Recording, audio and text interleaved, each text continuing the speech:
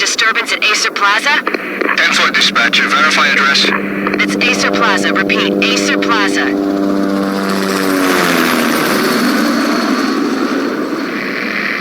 Shots fired on the rooftop. An assault in progress at Acer Plaza. Repeat, an assault in progress.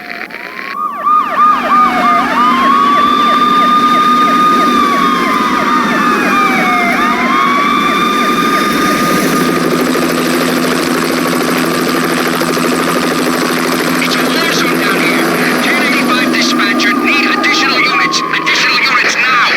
Officer in danger. Officer in danger. 10-5, please repeat. 10-5, all units, emergency. Officer in danger, Acer Plaza. Repeat, Acer Plaza, all units. They were all dead. The final gunshot was an exclamation mark to everything that had led to this point. I released my finger from the trigger, and then it was over. To make any kind of sense of it, I need to go back 3 years. Back to the night the Payne started.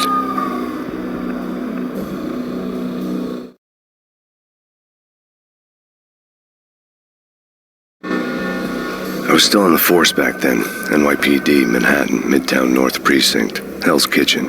So when are you coming to work for me, Detective Payne? You'd make me work undercover in some hellhole. Sorry, Alex. Michelle and the baby come first. See? My last smoke. It's bad for the baby. That's you, Max. A regular Boy Scout. See, Alex? Still on for poker Thursday night, right? Like taking candy from a baby. Life was good. Sun setting on a sweet summer's day. The smell of freshly mowed lawns. The sounds of children playing. A house across the river on the Jersey side. Beautiful wife and a baby girl. The American dream come true. Honey, I'm home. But dreams have a nasty habit of going bad when you're not looking. The sun went down with practiced bravado. Twilight crawled across the sky, laden with foreboding.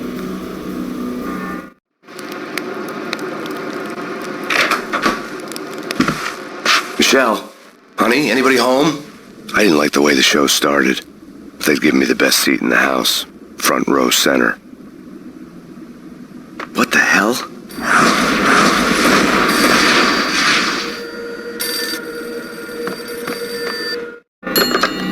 Listen, someone's broken into my house. Call 911. Is this the Payne residence? Yes, someone's broken into my house. They're still here. You have to... Good. I'm afraid I cannot help you. Who is this? Hello?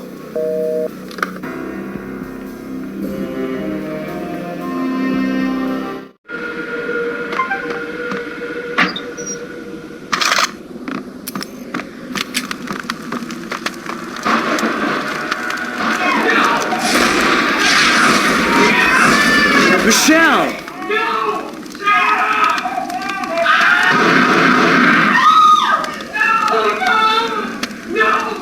It's coming. Freeze! NYPD, drop it! Coming! It's gonna die! I'm gonna hurt you.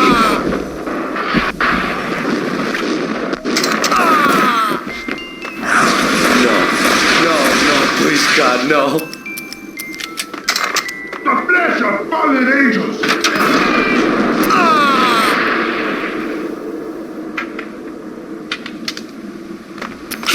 No, God, no, please, Michelle.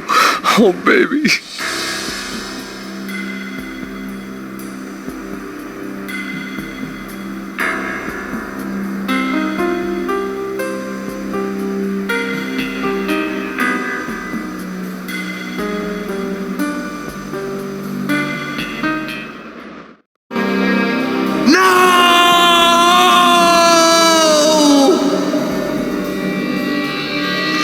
That was 3 years ago. Everything ripped apart in a New York minute. The killer junkies had been high on a previously unknown designer drug, Valkyr, V. After the funeral, I told Alex I'd be transferring to the DEA. It took us 3 long years to get a break in the Valkyr case. Then, finally, 2 months ago, a dime dropper tipped us off that Jack Lupino, a mob boss in the Punchinello crime family, was trafficking. I went undercover, infiltrated the worst mafia family in New York.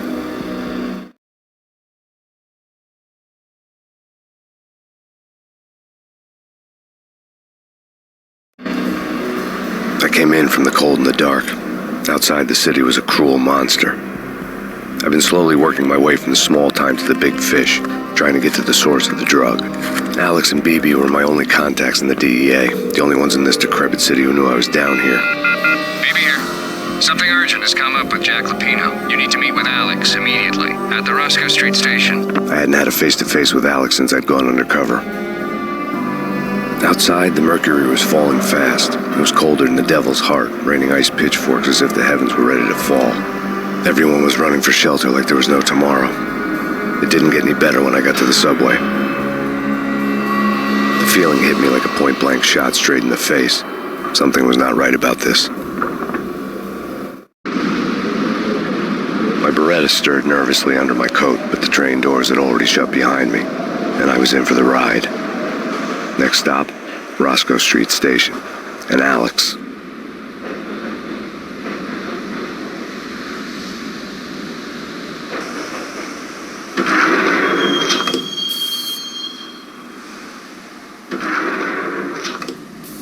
The station was drenched in gloom. Alex was a ghost, nowhere to be seen.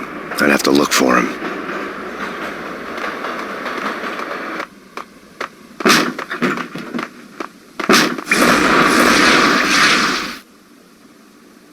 Death was in the air at Roscoe Street. I'd have to find Alex fast.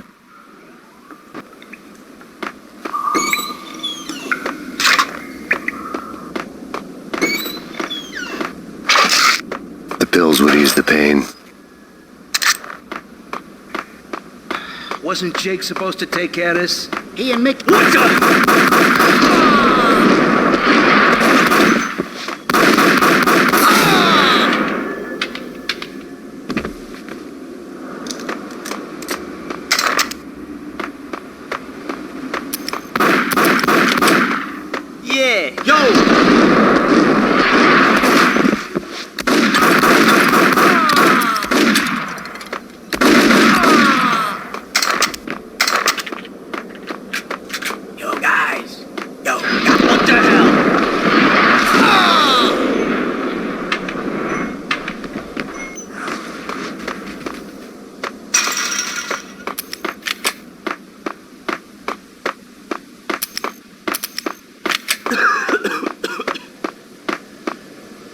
Hey, yeah.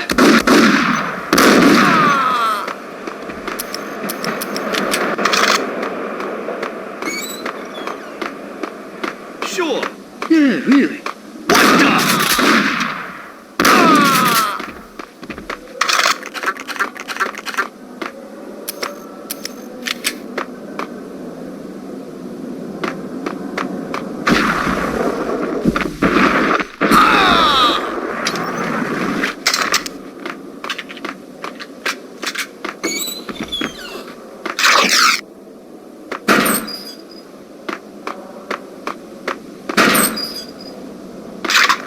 While looking for Alex, I had ended up in the middle of a big-time crime operation.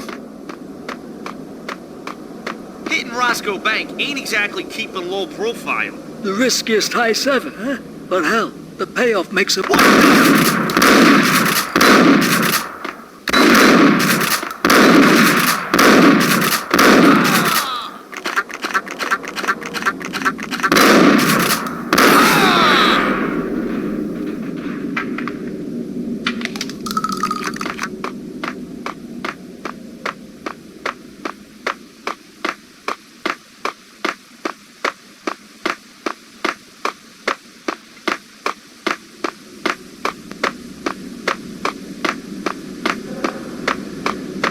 Kiss it.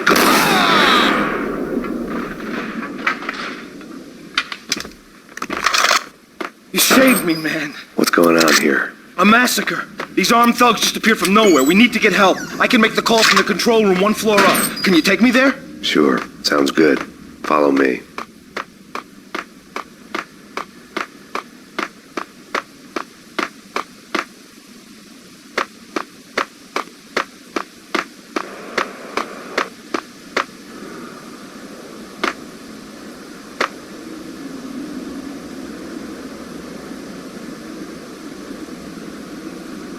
Home free. This way. Hey, you!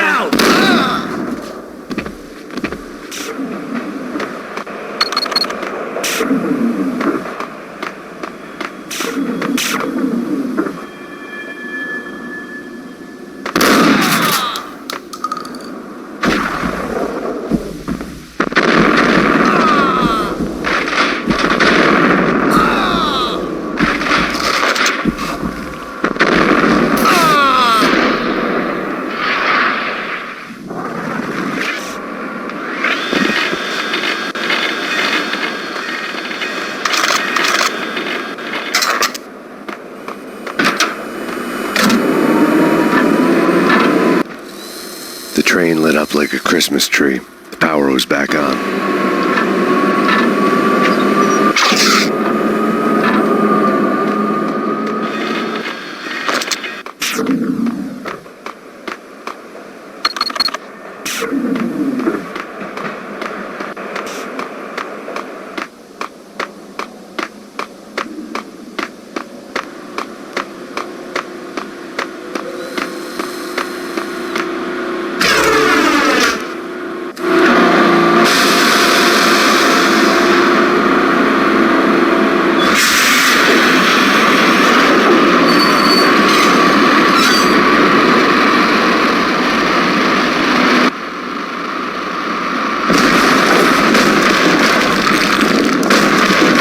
So much for being subtle.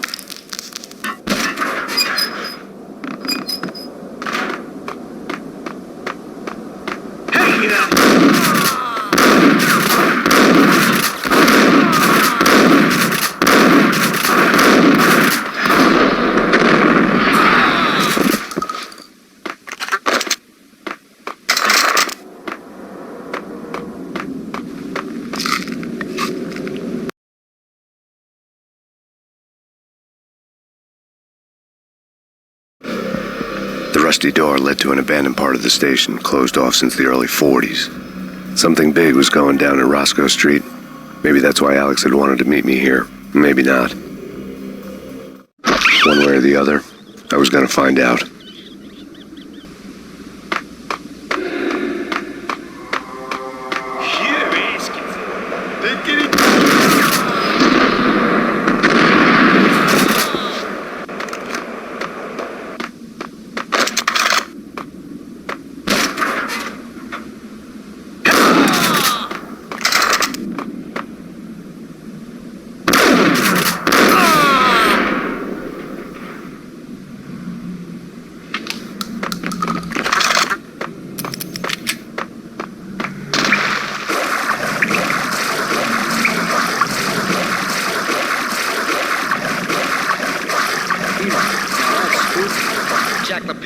Yeah, spooky. But also, it's like the failure count is rising. Yeah, I wouldn't joke about it if I was you. Yeah? Get up!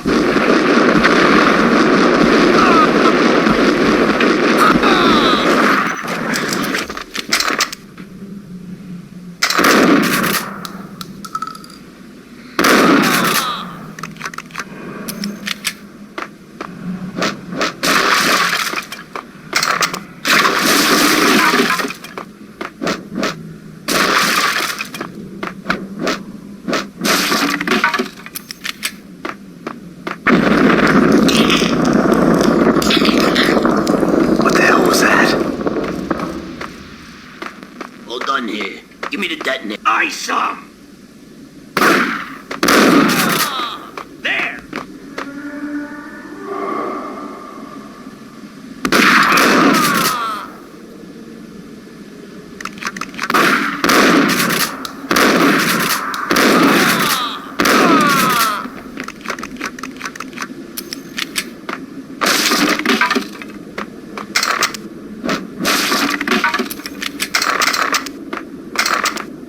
The door had been welded shut ages ago and the bomb was missing a detonator.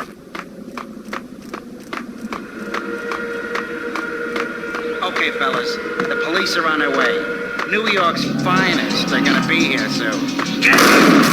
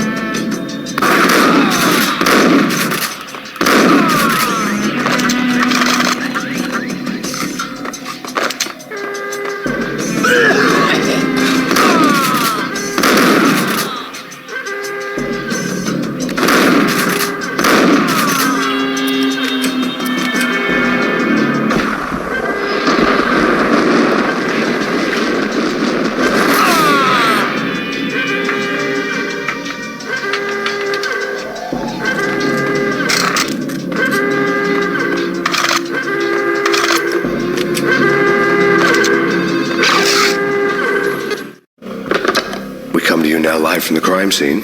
Who is this? Right back at you. This is Deputy Chief Jim Bravura from the NYPD. You are to cease your criminal activities and surrender immediately. Sure thing, Jim. Me and the boys have been talking and everyone's real sorry. They'll never do it again. Who the hell is this? Being placed at the scene of a bank robbery wouldn't have tipped the odds in my favor.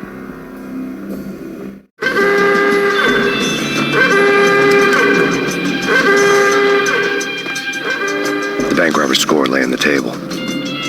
The bank robbers had been after Acer Corporation bonds. The Acer success story had recently been on every channel and on the cover of every magazine.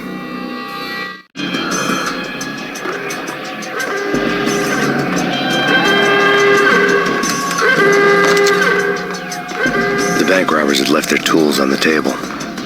Judging by the detonators, the crooks had bought enough explosives to send Lady Liberty into orbit.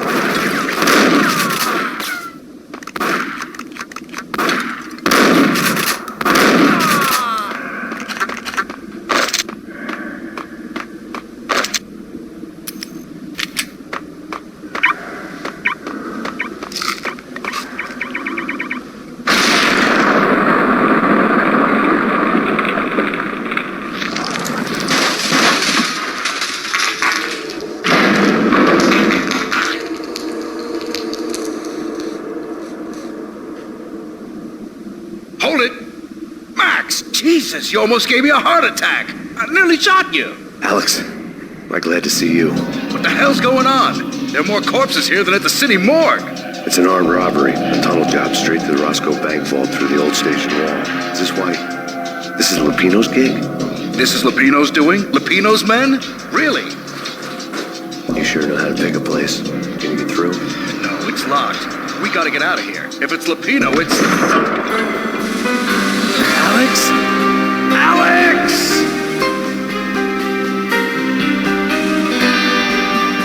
There was nothing I could do. He was dead. I could tell by the empty, accusing stare of his eyes.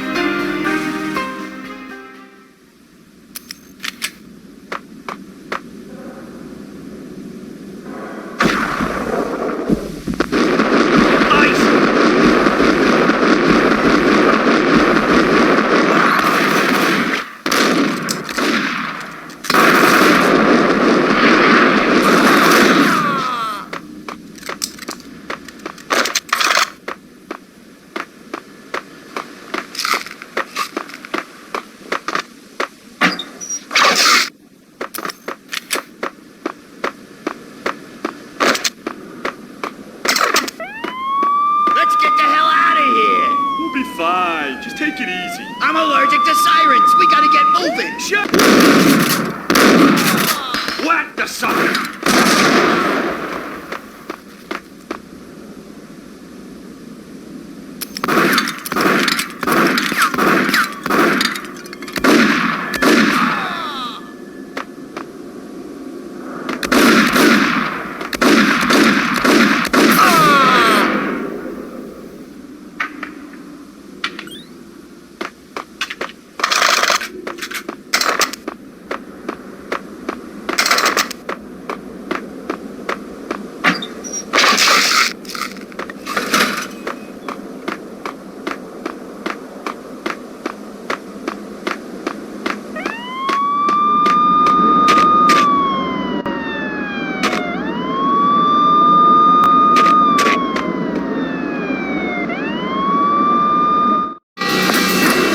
Had kept me relatively sane for the past 3 years. Now I didn't know how I felt. Somehow he had stumbled upon something big and ended up stepping on Jack Lupino's toes.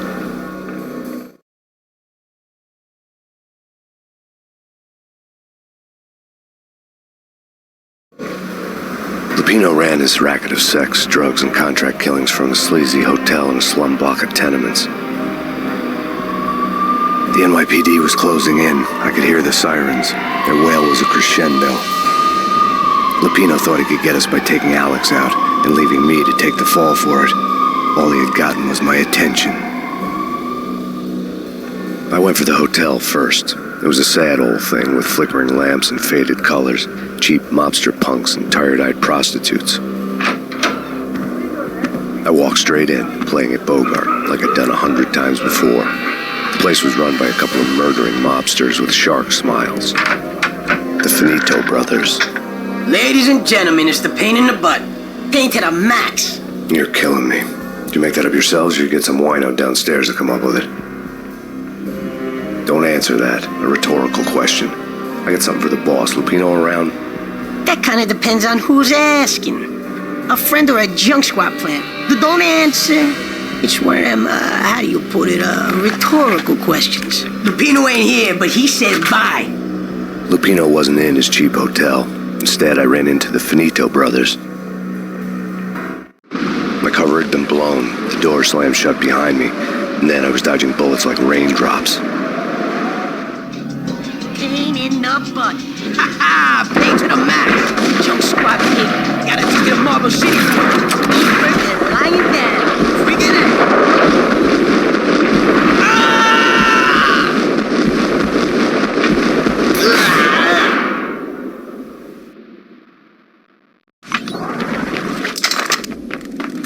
A letter on the desk caught my eye.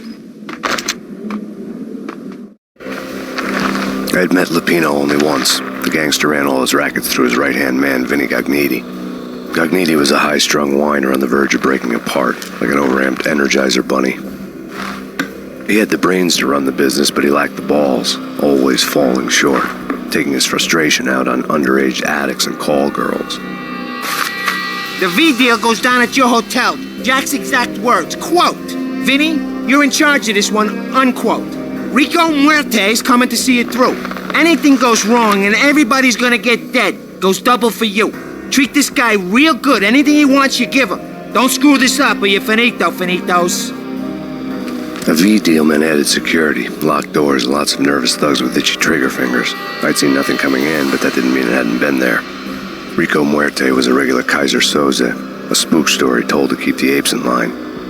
313. The Finitos had scribbled Muerte's room number on the note's margin. Bosses! Everything all right? Bosses! Joey! Virgilio! You all right in there? They're not answering. Call the others. Tell them to come quick. Okay, but we can't wait for them. We gotta go in now. Bosses! We're coming in! It's Payne!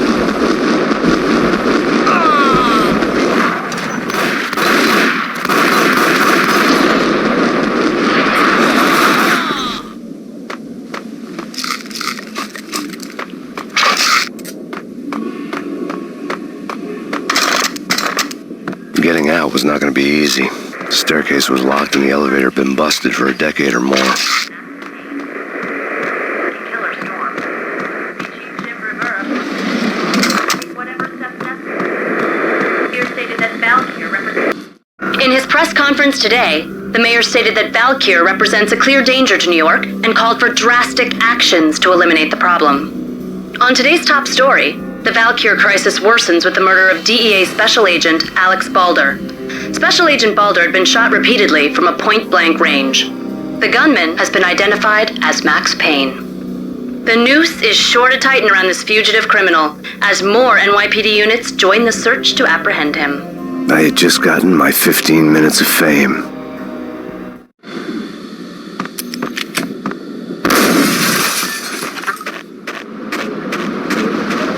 Something's wrong with the bosses. Payne's there and they're not answering. Let's go already. Payne's gonna pay. Yo!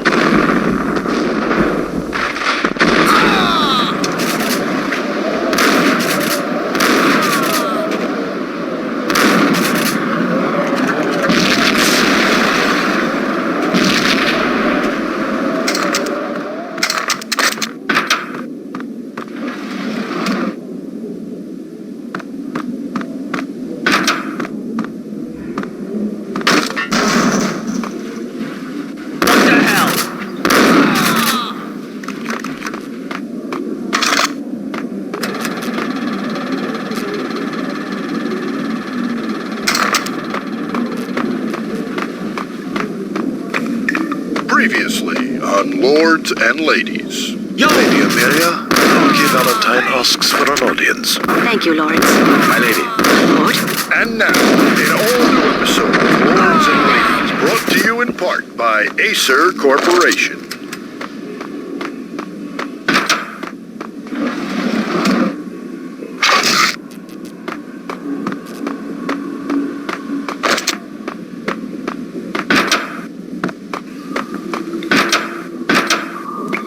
There he is! Ice him!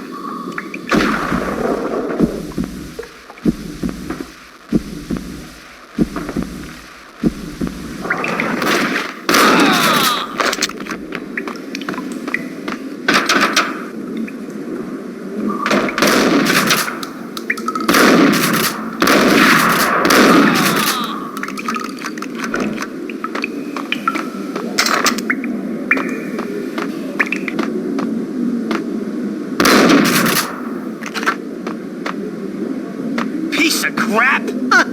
Ooh!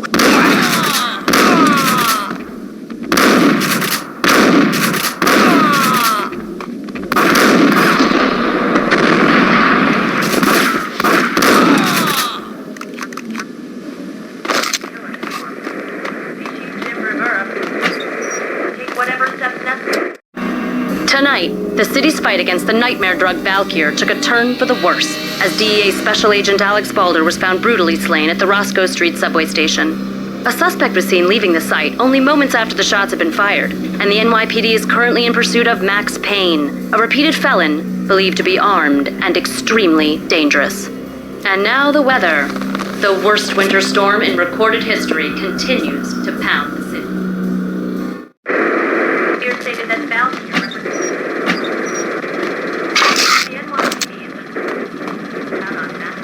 This party had been dead for a while. I couldn't say I was sorry I'd missed the show.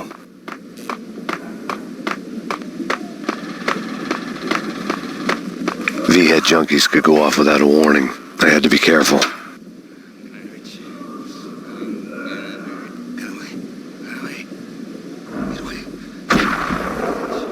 Whack the sucker!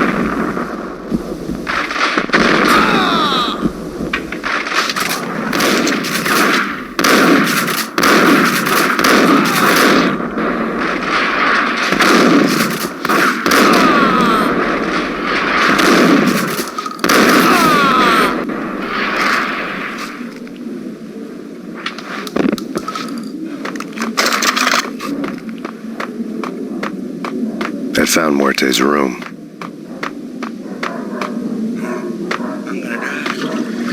What the hell?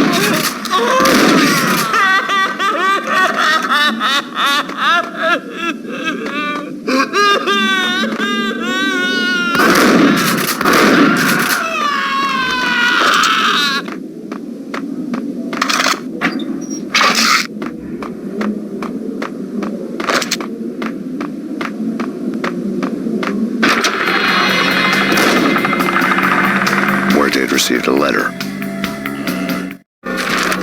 Our investigation had turned up nothing to link Angelo Punchinello, the head of the Punchinello family, to Valkyr. All tracks had ended with Jack Lupino. The letter in Muerte's room was signed by the Don himself. It was the first hint that the Kingpin knew what was brewing inside his syndicate. The trouble you got into after the Chicago screw-up. The Punchinello family bailed you out. You have been waiting for a chance to pay us back. One of our trusted boys has a monkey the size of King Kong on his back. We need your special skills for backup on a major deal. Collecting evidence had gotten old a few hundred bullets back. I was already so far past the point of no return I couldn't even remember what it looked like when I had passed it.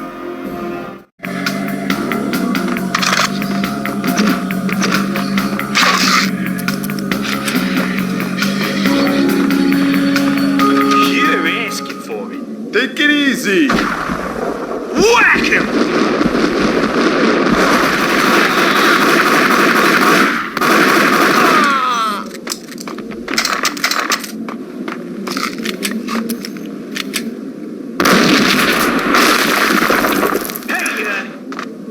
Told you. God damn! I thought it was a bomb for sure. Nah, the Russian wouldn't dare. This has been waiting to happen. I I don't... Hold it!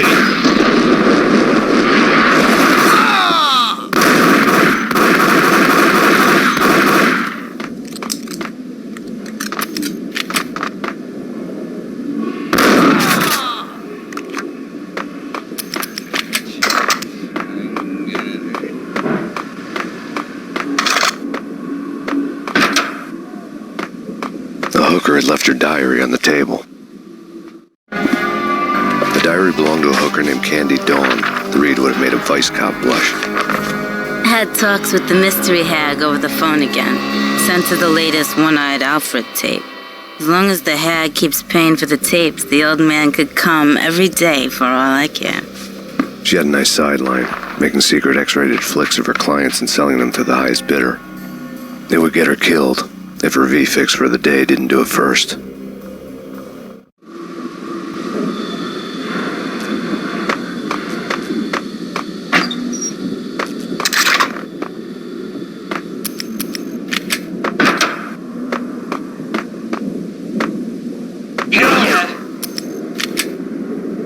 It's him. Go get him. No, wait. You go get him. You go and get him.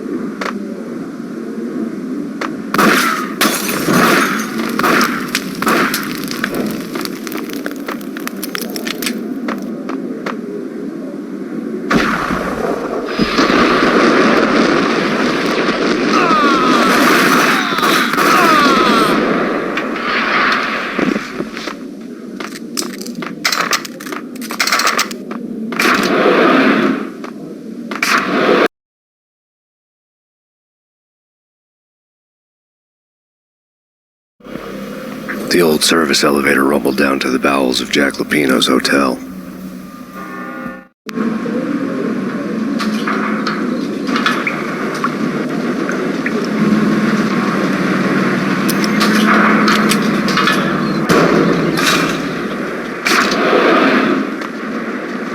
It was freaking crazy. The cops were doing a full-scale siege next door. More traffic than rush hour. I mean, bleeding bastards running through the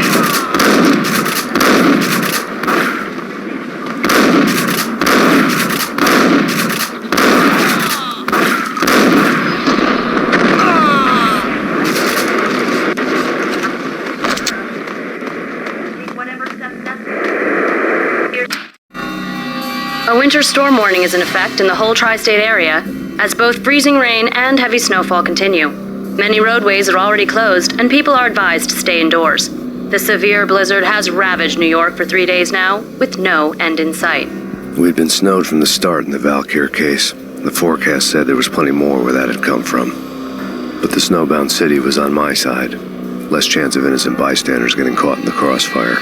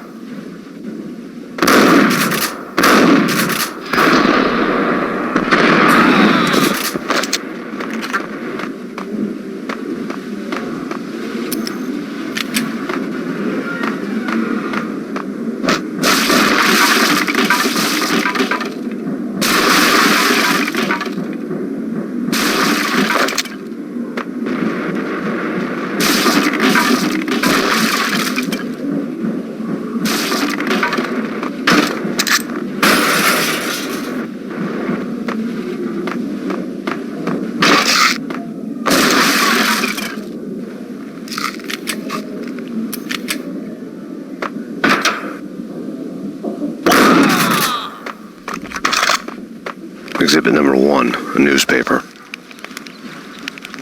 A dead man tied to a chair lay on the boiler room floor. Captain Baseball Bat Boy has an unbeatable track record in superhero death matches. But a 6-pack of root beer gets me every time. The murder weapon was a baseball bat, now lying in a pool of drying blood next to a newspaper folded open on a Captain Baseball Bat Boy comic strip.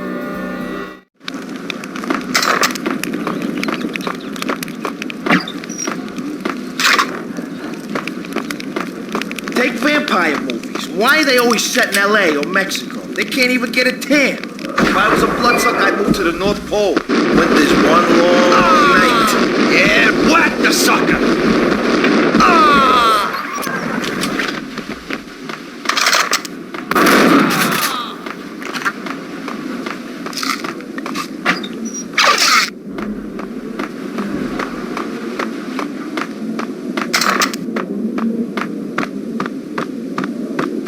Chill with the guns. Trust me, you don't want to piss Muerte off. Gentlemen, let's do business. Green for green. Cheers at green-eyed angels. Amen. Gun him down!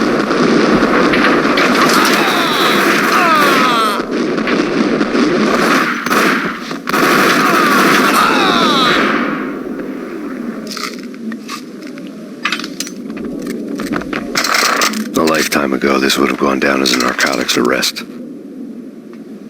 It was dirty money. The transparent cylinders glowed green, full of Valkyr. There was a key on the table.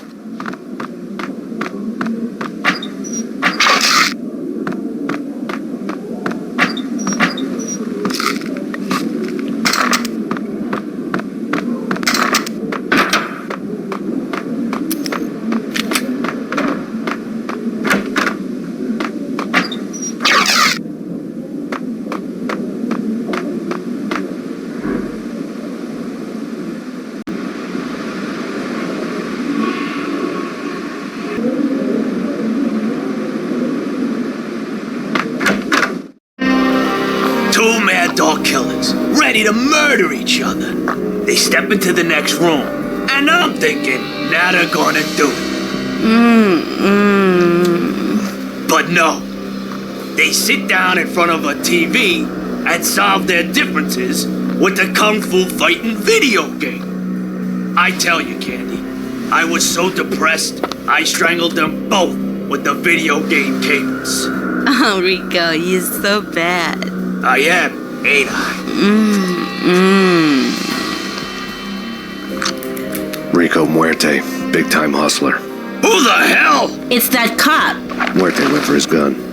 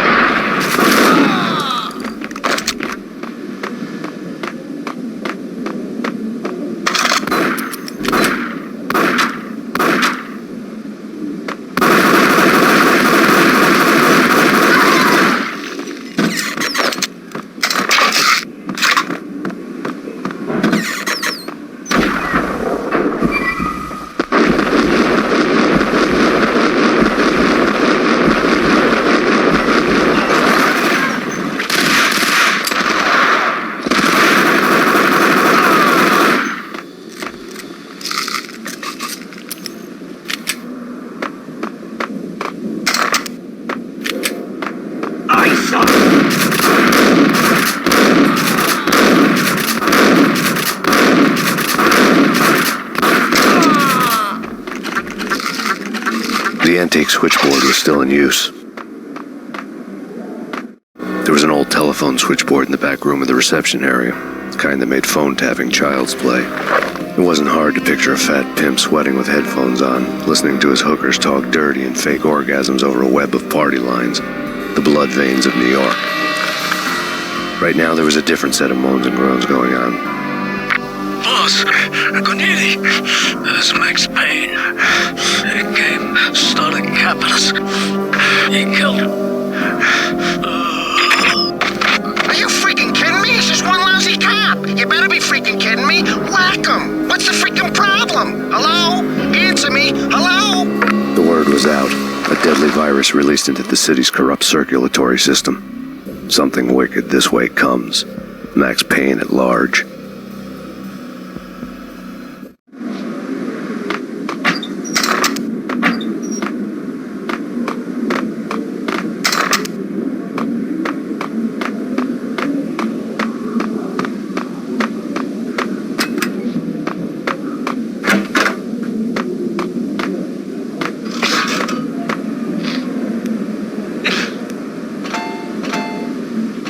think you could take my money?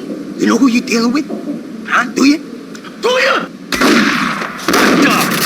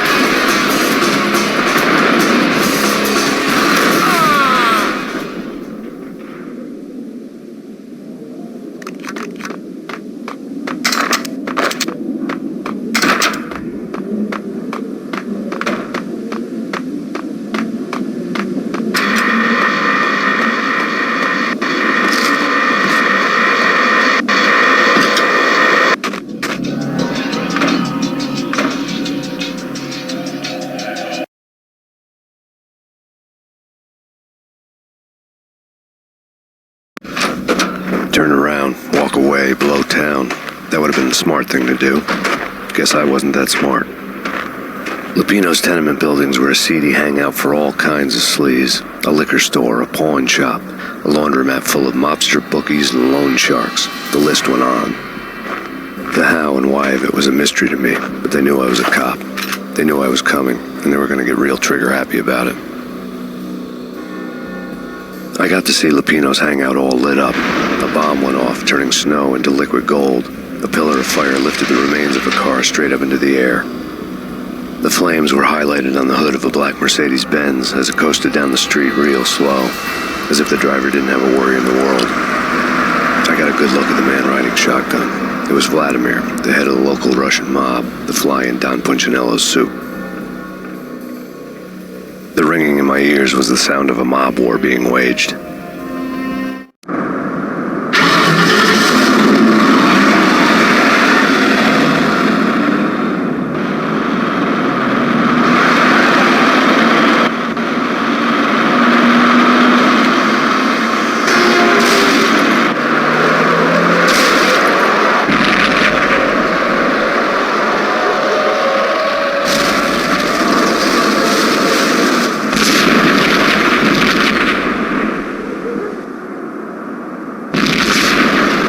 Exploded inside the closest slum building. It was a lucky break. The goons inside were spooked, but luck always came with a price tag. More bombs could still be ticking inside, and the cops would already be on their way. Jack Lupino's suite was on the top floor. At least it used to be, before the explosive makeover. I don't know, man. I don't know about this. Quit worrying. What the?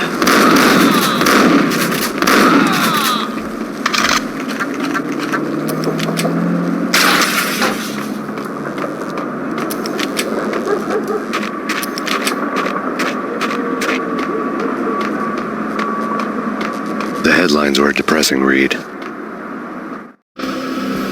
The headlines were screaming bloody murder. The storm was a screaming duet with the approaching prowl car sirens. It was all a scream when you were down for the count and wanted for murder.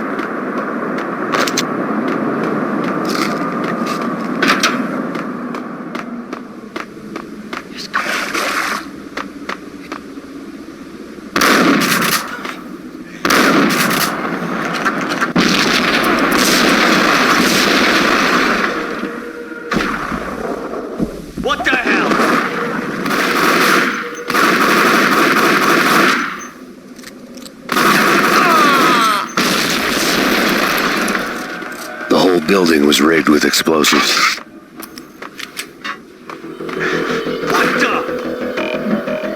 What the hell?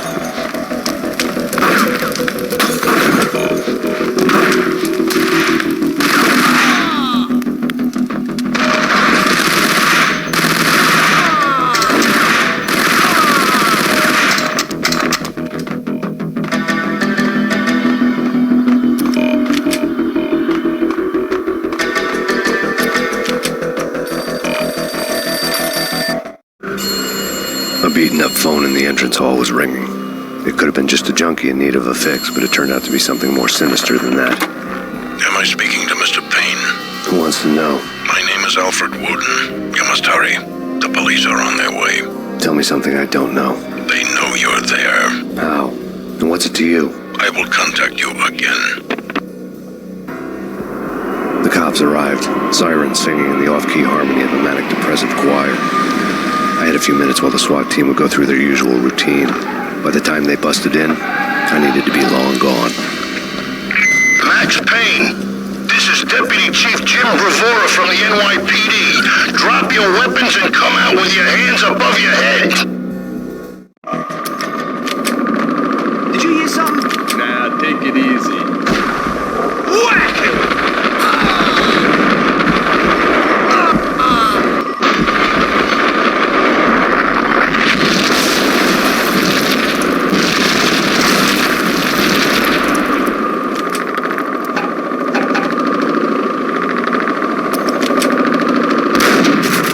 Someone had left a leftover key on the shelf. Suddenly it all made sense. The bombs, the Russian mob boss making an appearance in person. Gagniti was his usual self.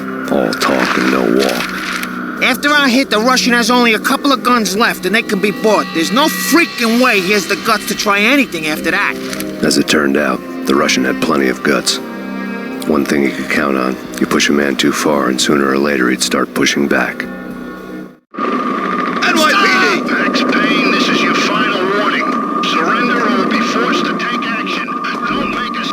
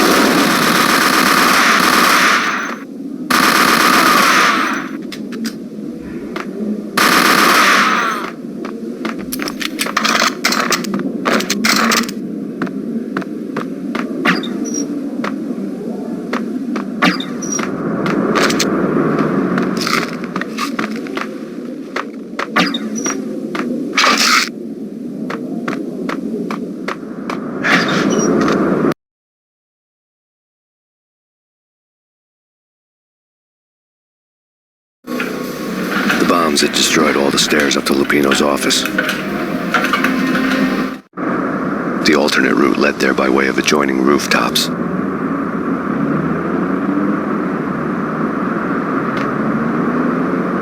It's never been this cold.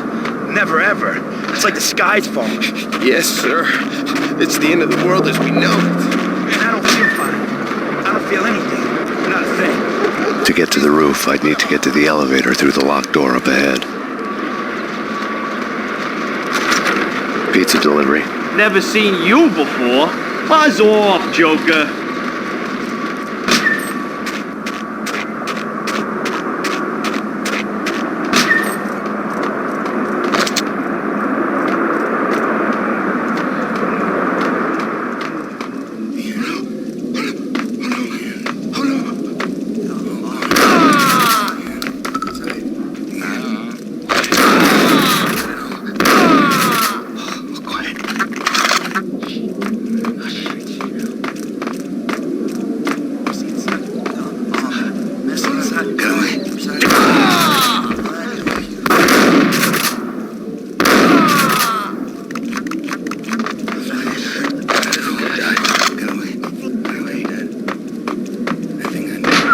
No, don't shoot.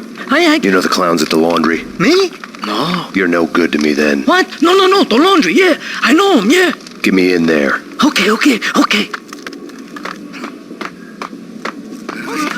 die. Quick. You're gonna die. You're gonna die. I think I'm dying. I think I'm dead.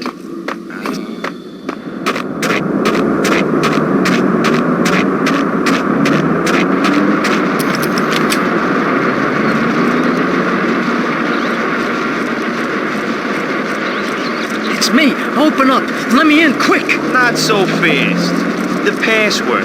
John Woo. Come on. Okay, John Woo. All right. Come right in. It's a trap! It's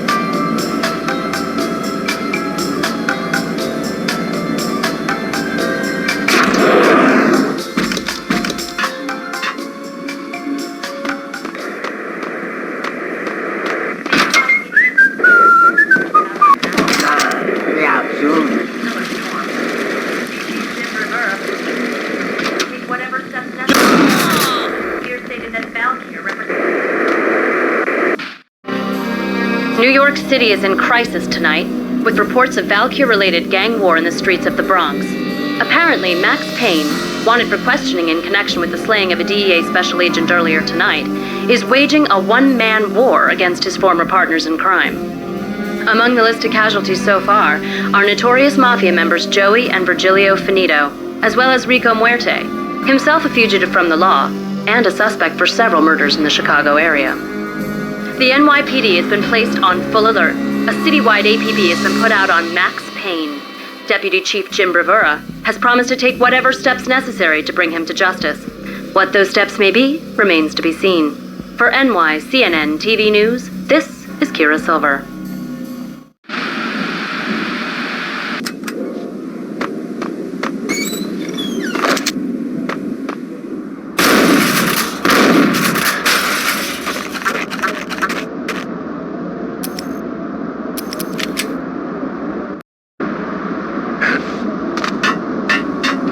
This week on Address Unknown.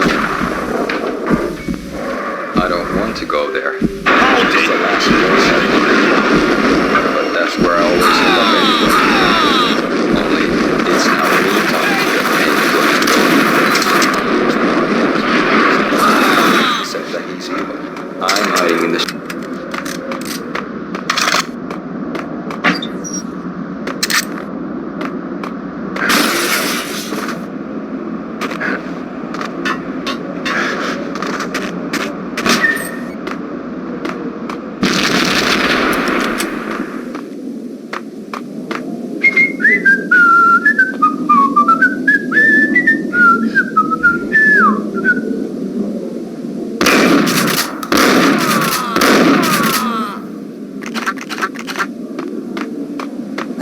green? It's always red or blue in the movies. So, green? No, not the green.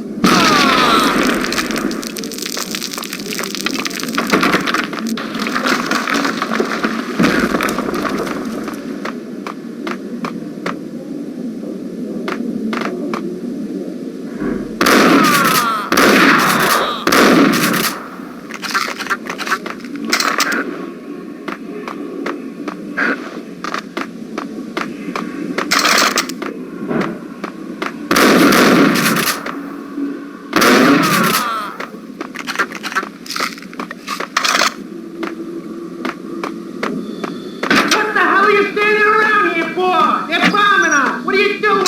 You're doing war! Freaking war!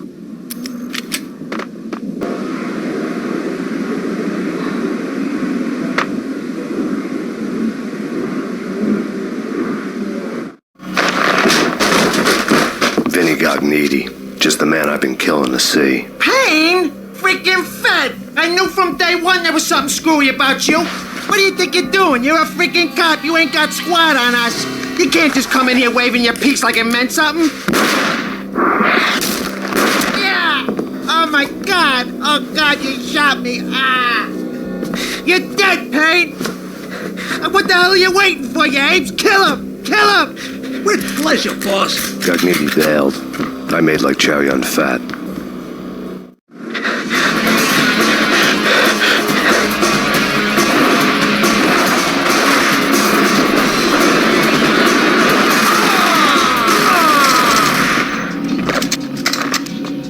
A crumpled letter lay on Gognetti's desk.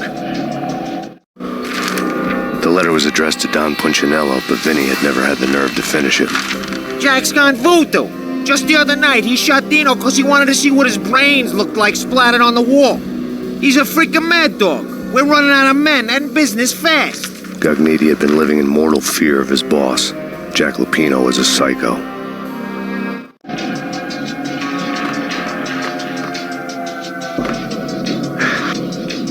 Vinny Gognetti was running scared. He could run, but with a bullet in his stomach like a broken bottle of Tabasco, he was quickly running out of time. He knew where his boss was, and I wanted to square things up with Jack Lupino. Gognetti would be moving fast. I don't know about angels, but it's fear that gives men wings.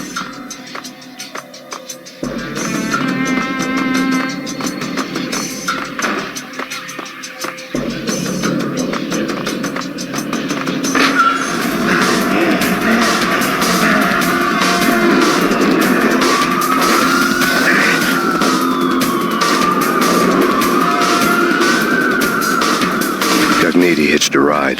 To catch him, I'd have to follow his lead.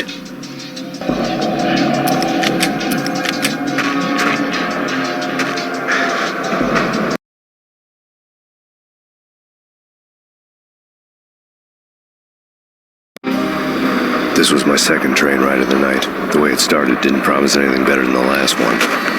Freezing wind tearing at my face like sandpaper and razors. Ice hard and slick under my hands and feet. And somewhere in the background, the wail of sirens. The city howling after me. New York sped by in fast forward. Dark rooftop water towers and a dead forest of antennas and chimneys, all a blur. When the train he was riding slowed down, Gognetti made his move.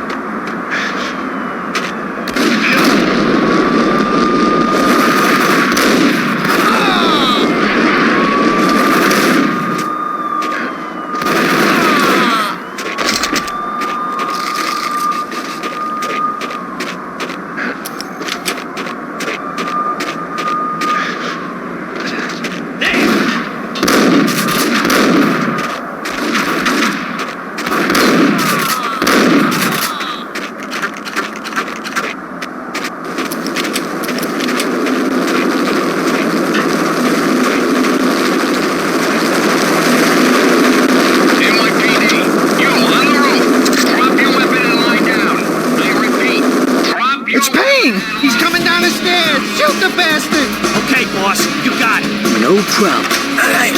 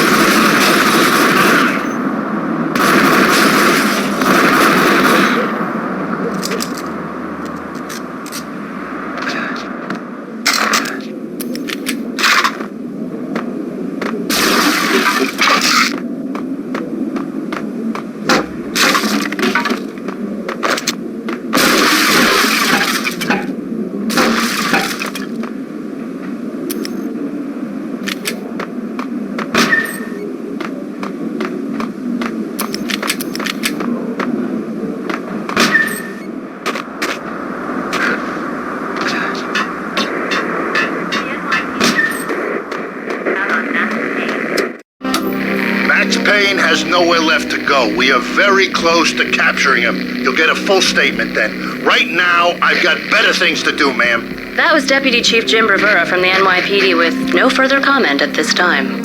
Apart from his suspicious food habits, I figured Bravura to be one of the good guys. Fate had just dropped us on different sides in this. But when it came to capturing me, he was way out of his league. I had already ditched the cops a couple of rooftops back. For now.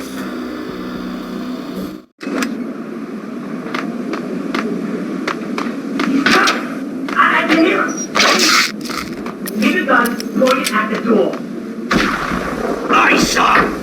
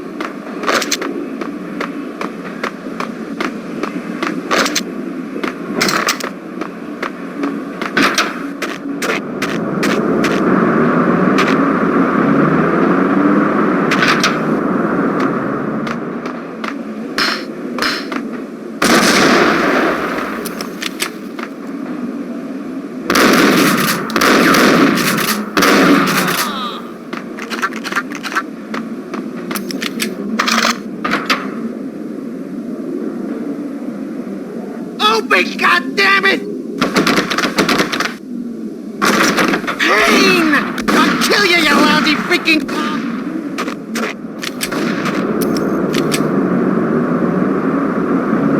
Gun him down.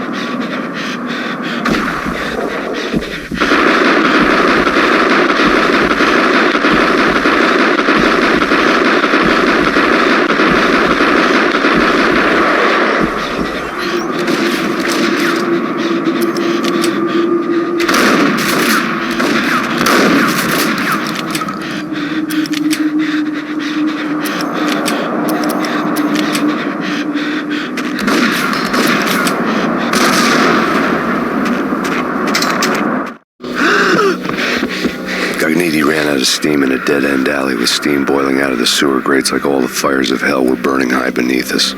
It was shakedown time. Where's Lupino? Screw you! Bad start, Vinny. Police brutality! I rate pretty high on that. You can't just hurt me in cold blood? Just keep telling yourself that. Listen good, Candyman. I'm not gonna be anybody's fall guy. I want to know where your boss is hiding. There was no glory in this. I hadn't asked for this crap. Trouble had come to me in big dark swarms. The good and the just were like gold dust in the city. I had no illusions. I was not one of them. I was no hero. Just me and the gun and the crook. My options had decreased to a singular course. I'll tell you, just don't hurt me no more. Lupino's at Ragna, the nightclub. Book me, take me, haul me to the freaking jail, just don't hurt me. Your rights will be read at your funeral.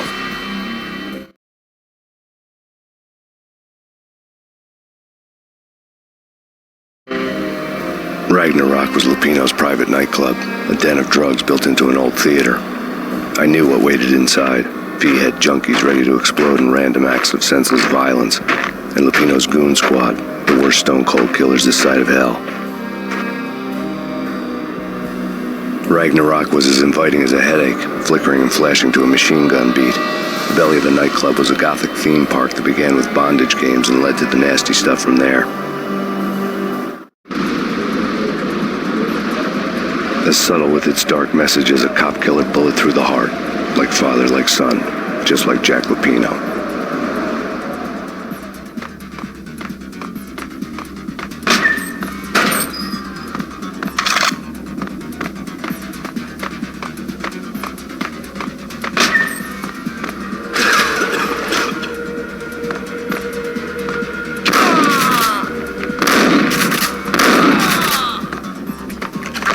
The book had never been a bestseller. Given the setting, I was surprised to find that somebody had been passing time reading. The paperback was entitled, The Age of Murder and Storm. The blurb on the back mentioned Norse mythos and Ragnarok, the end of a Viking world with a terrible winter that covered the earth in ice, when vile crimes were rampant and all humanity lost.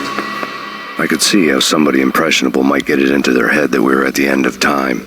I was also beginning to see what the nightclub and its owner were all about.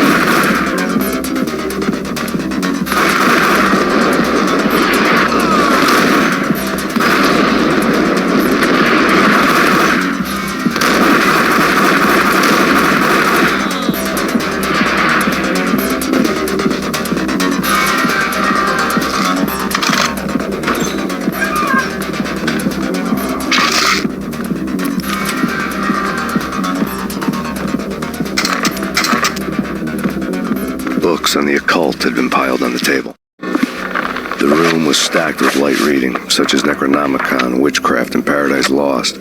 Old exotic titles like Malleus Maleficarum and De Umbrarum Reini Novum Portus. Books with pentagrams on their covers, all dealing with the occult and the infernal, lying between stacks of horror videos and a couple of Ouija boards. The only thing I could take seriously was the thought of Lupino taking it seriously. He had been spending a lot of time getting intimate with the guy downstairs.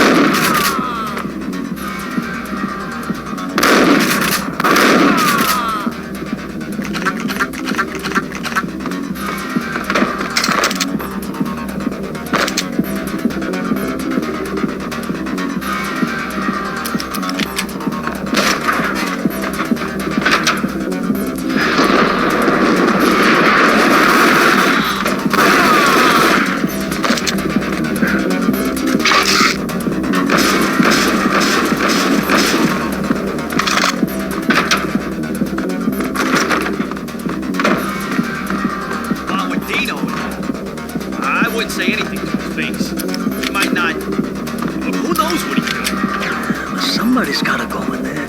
It's too freaky. People screaming. It's Payne!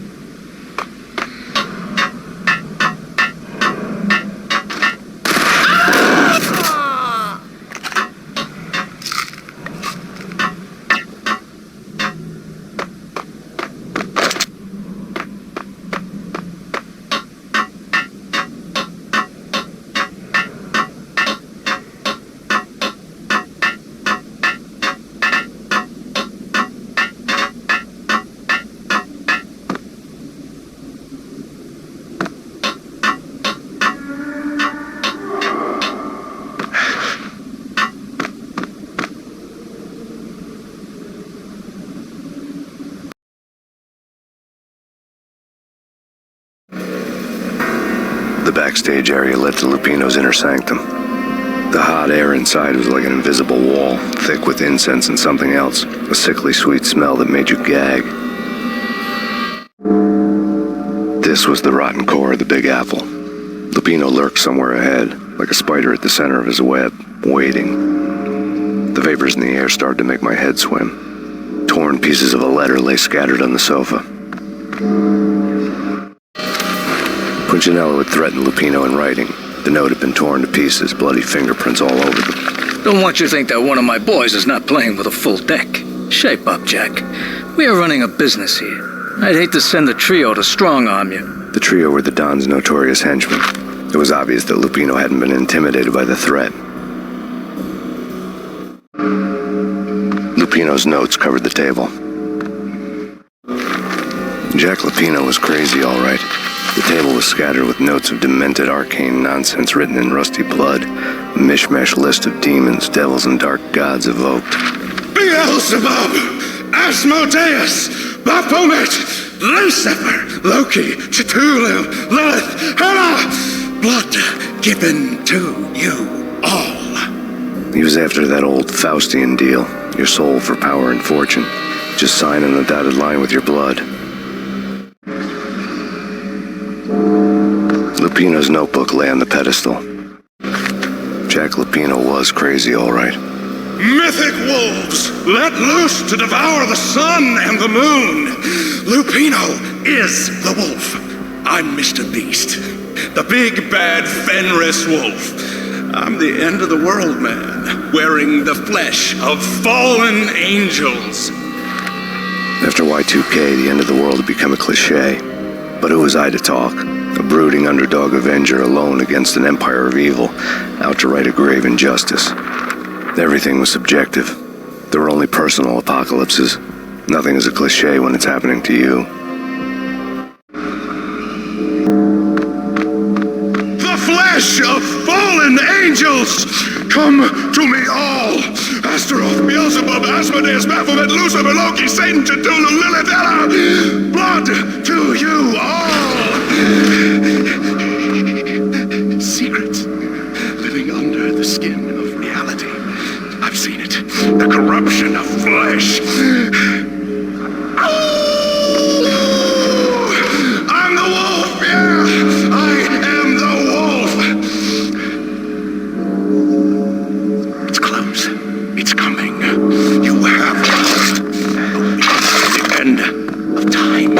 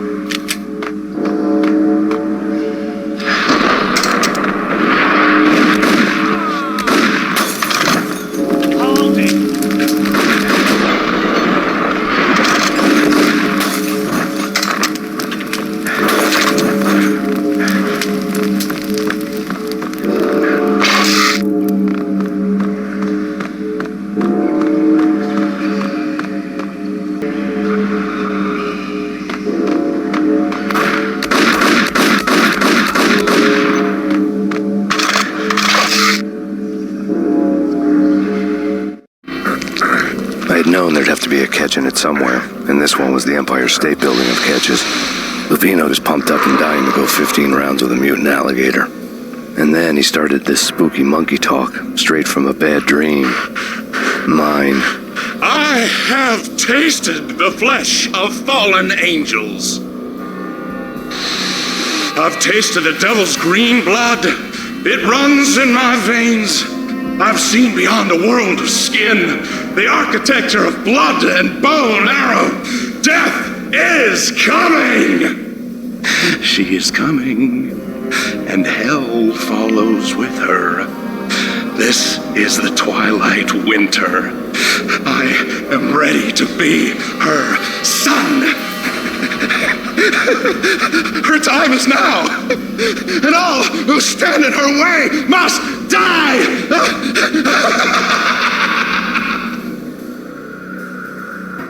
Die! You'll die! You'll die! Now! All die!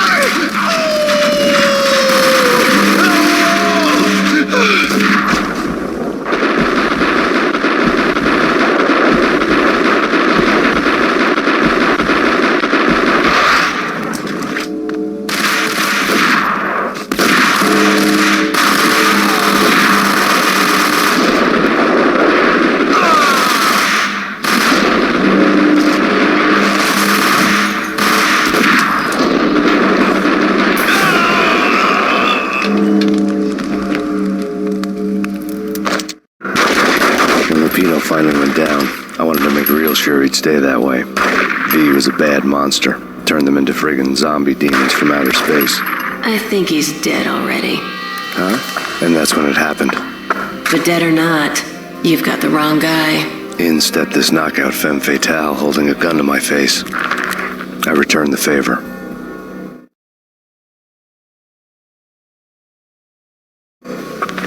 Lisa Punchinello. Lisa Punchinello was the Don's wife. Mona Sachs. Lisa's evil twin. Your safety's off, evil twin. You might hurt someone with that gun of yours. Lisa's the damsel in distress. I'm the professional. I'd blow you away without batting an eye. Sure, and you can check out my credentials splattered all over this joint. Jack couldn't have framed you. Not the state he was in. We're after the same slime bag. Angelo Punchinello's the one who murdered your friend and framed you with it. You know this for a fact. I've got my sources. I don't have a clue these days. I just shoot them as they come. Who put a contract on the archfiend? This one's mine.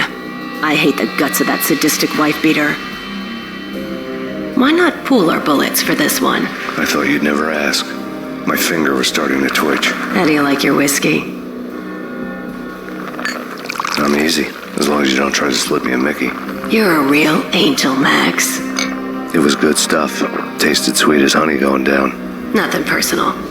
Can't risk you going berserk and getting Lisa killed.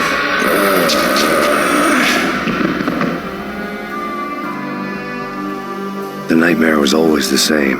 Violent shapes moving in darkness, old and ugly.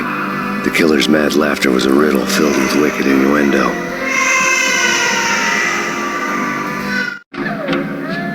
Somewhere, the baby was crying.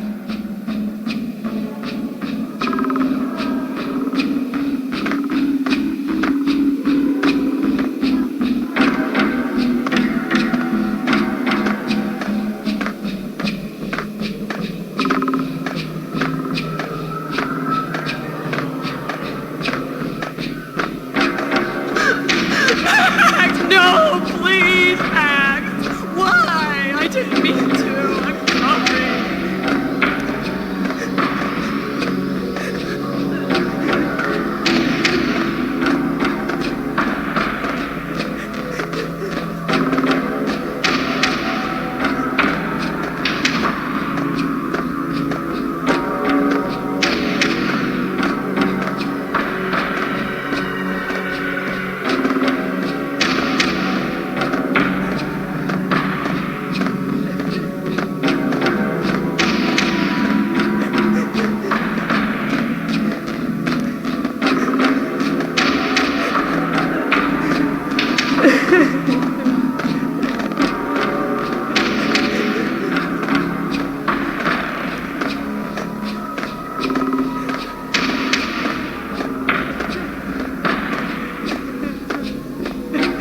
Should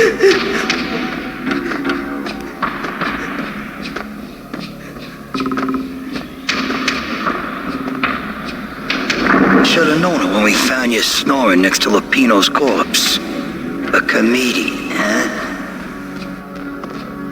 The pictures were filled. Alex and I had a few moments of glory between us. Crime-fighting comrades, the best in NYPD DEA collaborative team. Good-hearted macho bullshit like that. I would have given anything to have him here as my backup. No such luck. No luck at all.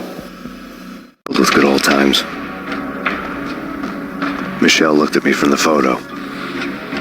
The Payne family. Happiness captured in a Polaroid moment. I had thought it would last forever. Till death do us part. I didn't want to think about it.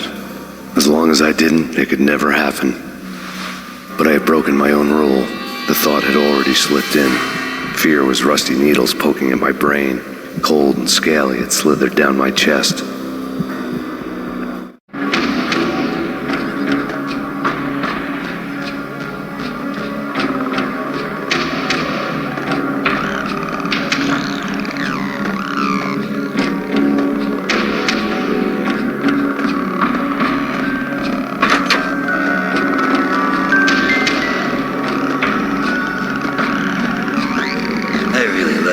Cartoons.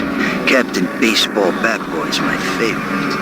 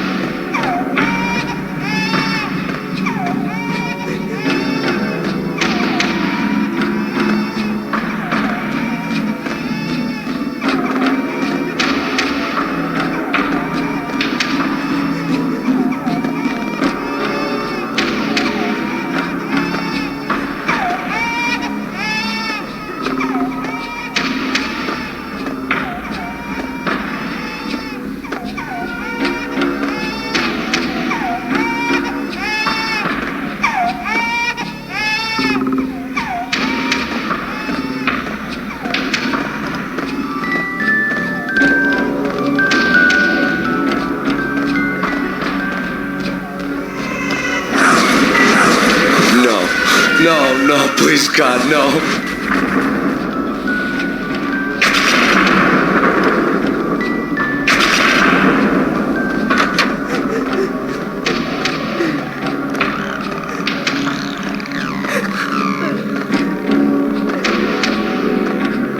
Slice them, dice them, shoot them full of holes, blow them to bits, vaporize them, disintegrate them.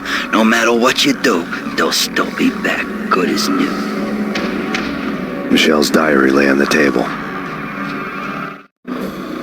Michelle was working part-time in the district attorney's office. Her diary was open on today's entry, her handwriting all pretty curves. An army dossier found its way to my desk yesterday. Valhalla? Isn't that a Norse myth? Something about Vikings? I tried to tell Max about it, but he was busy, that cute frown on his brow. Guess it's nothing, just a mix-up at the courier service. From now on, I would always find time for her. It was a hollow promise. Too little, too late.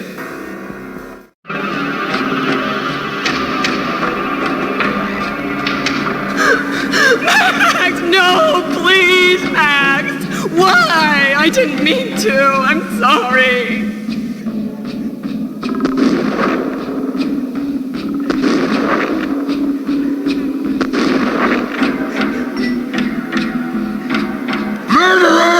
killed her! Nothing like that ever happens in the real world.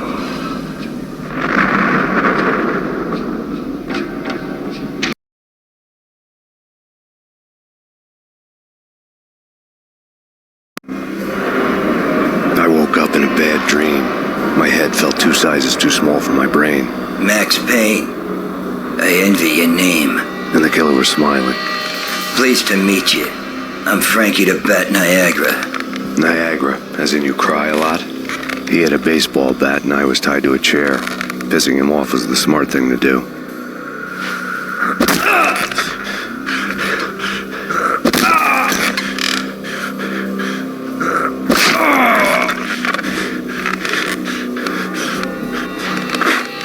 Nothing wrong with a little laugh now and then.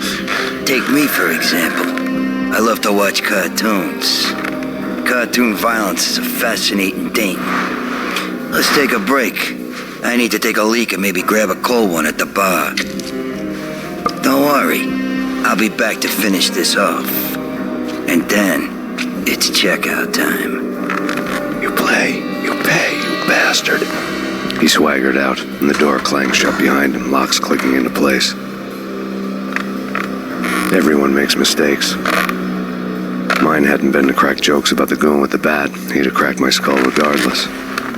It hadn't even been to trust a girl with a gun. I had blindly gone after the first bad guy on my hit list when I should have been aiming further up the ladder, at the head of the Punchinello family. I couldn't bring myself to be pissed at Mona. Guess I had a soft spot for a pretty face.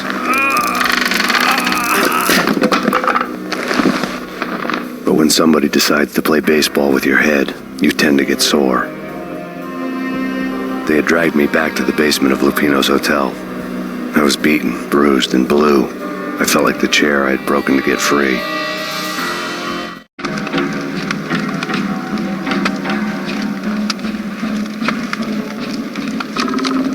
All I had was Niagara's bat, sticky with my own blood. Without a gun, I'd be no match for Frankie's men. I'd have to play hide and seek with them. Frankie's tough. We'll take care of it. What the hell?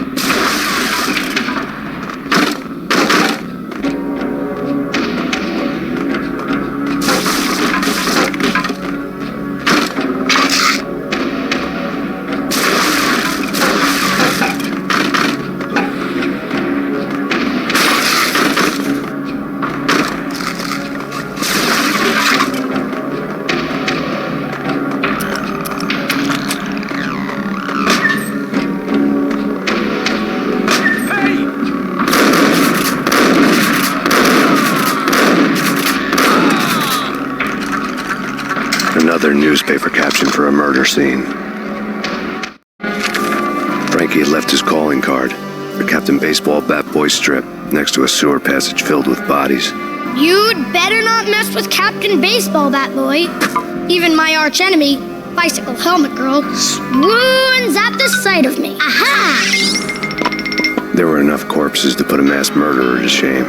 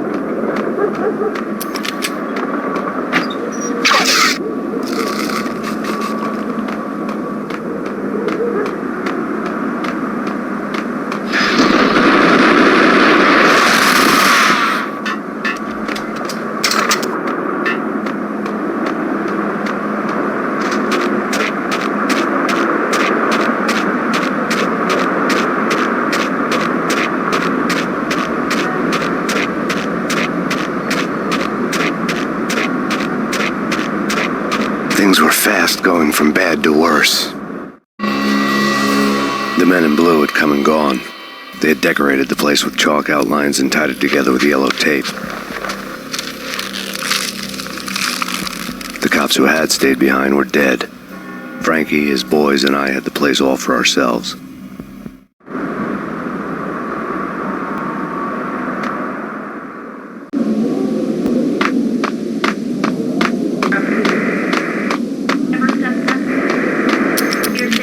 Just forget about it. Just forget about it. Hey, just forget about it. That crazy witch, you should have heard her. She was a real scream when the boys caught her trying to cap the Don. Oh, that's friggin' bad. To the trio? That's even worse than what Frankie's doing to that poor bastard downstairs. She's gonna take a long time to die. The mobster muscle on the phone was talking about Mona. Punchinello's trio were nothing but bad news.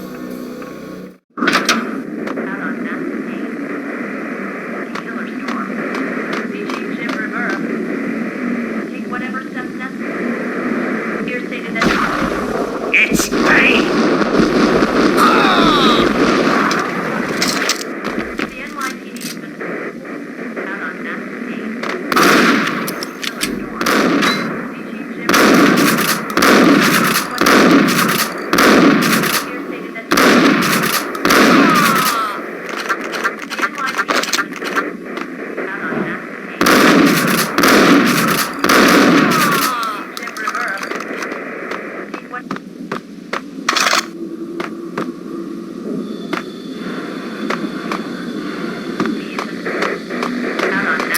Evidence that Punchinello didn't like me much. The fact remains that all the victims so far identified in the Ragnarok shooting have been known criminals, many of whom had large doses of V in their blood. Reliable sources say that Max Payne was also among those killed, although no body has been recovered at this time. Reliable sources. That meant somebody thought the Mafia had me and didn't want the cops snooping around anymore. The body would be delivered to them barely recognizable. Case closed. Don Punchinello had the power to be that reliable source, which was no news, but his news was old news. Framing me hadn't been enough. Don Punchinello had put a hit on me. He wanted me dead, and it had been important enough for him to give written instructions to Frankie about it. Max Payne should die like a dog for the trouble he's caused. Frankie, I know I can trust you to give this matter the dedication it needs.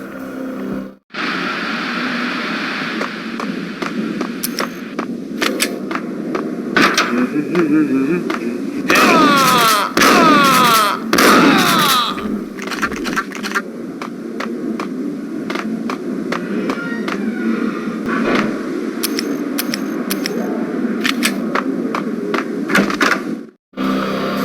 hotel bar was fast developing quite a history. True to his words, Frankie was there, having a beer. Jesus Christ. How the hell did you get loose? Got bored waiting. Thought, what the hell, we could just as well finish this here.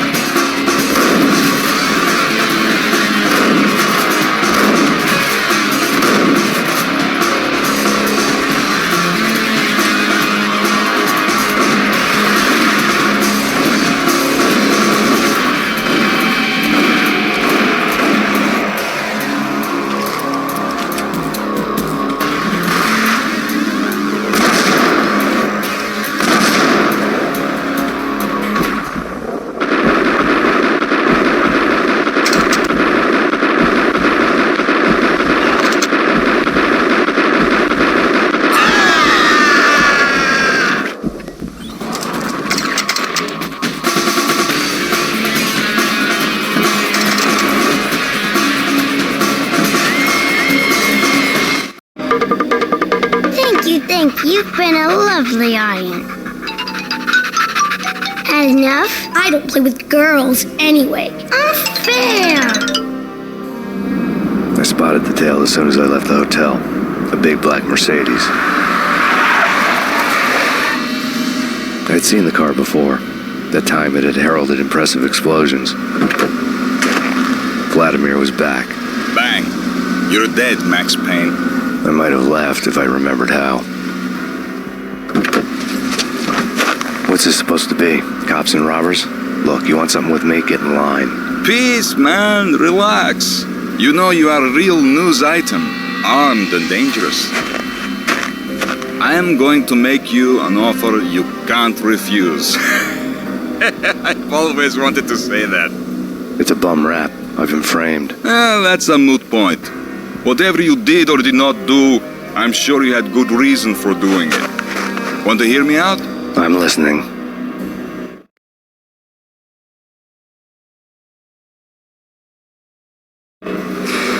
Punchinello messing with V is bad for business all around. But that's not all. There is this guy, Boris Time, used to pull jobs for me. He's the captain of the cargo ship Charon. Now the bastard turncoat has gone over to the other side, Punchinello's. The ship's loaded with high-res hardware, guns, my business. If Punchinello gets hold of that cargo, he's won and I have lost. And you'll have your work cut out for you. If you want to get to Punchinello, you'll need heavy-duty persuaders. I am just the man to get them for you. Change the ship back under my flag, maybe pop 2 in the traitor Dime's head while you're at it. You'll get enough guns to start the apocalypse.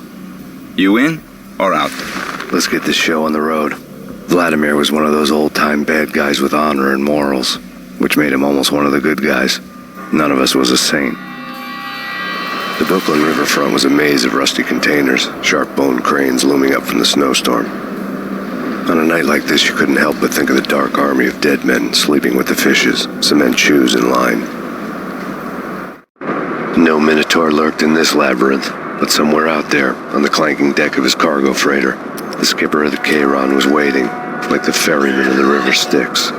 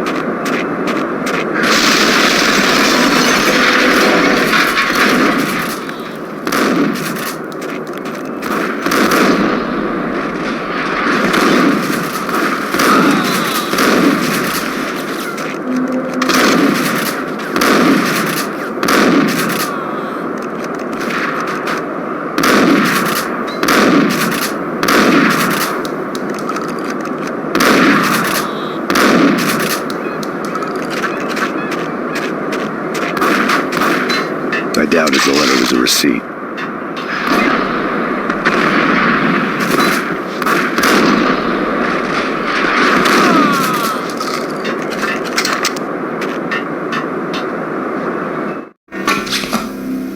Rico Muerte had come to town to do more than just sort out family troubles. Exhibits number 1, 2, and 3. A briefcase of money, a sniper rifle, and an envelope with one word neatly printed on a folded piece of expensive paper. Mayor.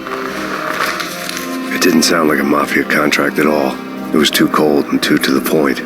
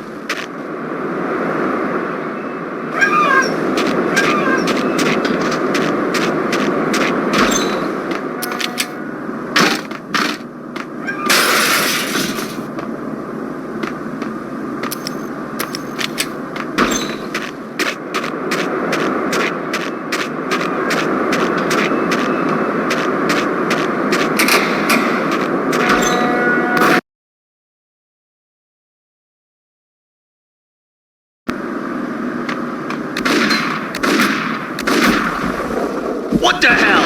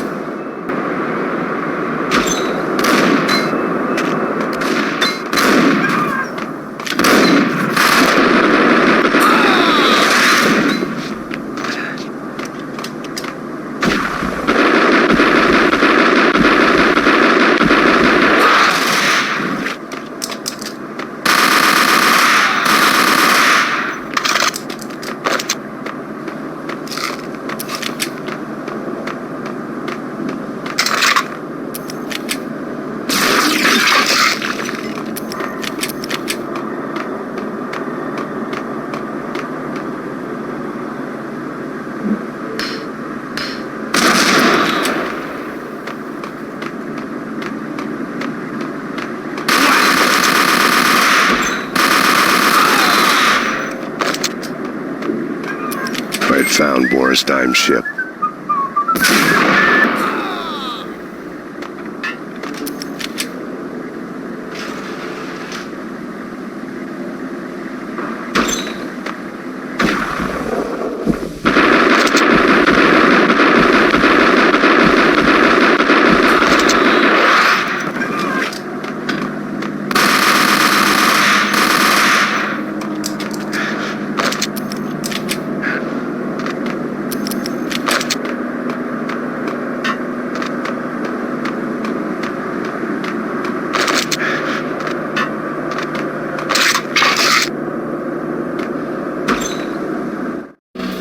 Rust had crept over the sides of the cargo steamer a long time ago. Boris Dime would be on board. I'd have to smoke half of his crew to even get near the gangplank. Guns were probably being kept in the hold, buried amidst the rats and oily water.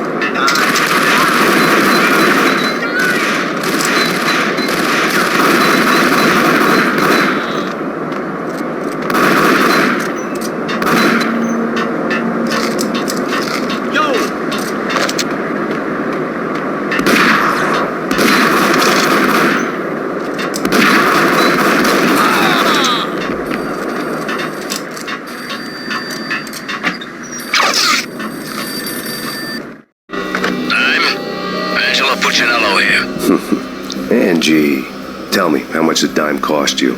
I bet it was more than his name. Max Payne. Right the first time. You're dead, punk. You sure you're not confusing me with Boris here? But you are right, of course.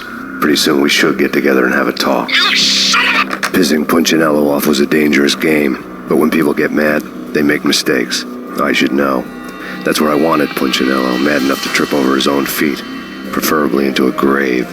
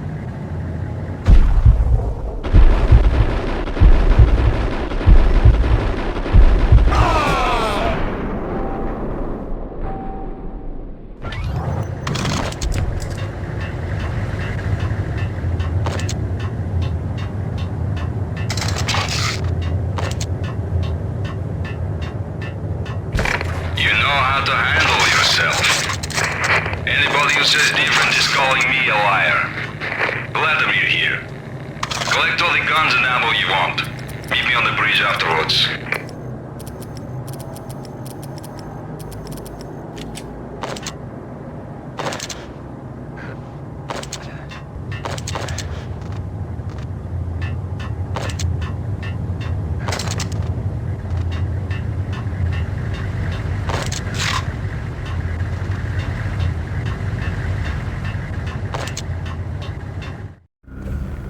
Did you get everything you need? Check. I owe you. Anything you need. This is my solo.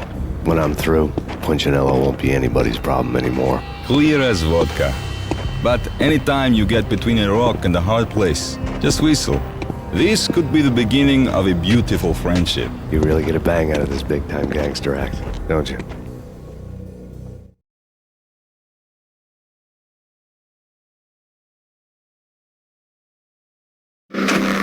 Even with all this firepower, I figured I couldn't get to Punchinello at his manor. I could only hope that he wouldn't pass a chance to hear me beg to see he's won.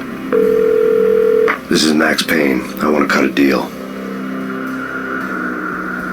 Payne, you're a dead man. That's what everybody keeps telling me. I got your ship and her cargo. I want to meet. No pain, no gain. Capiche? You know my restaurant? Yeah, I know it. 1 hour. Punchinello's restaurant had seen better days.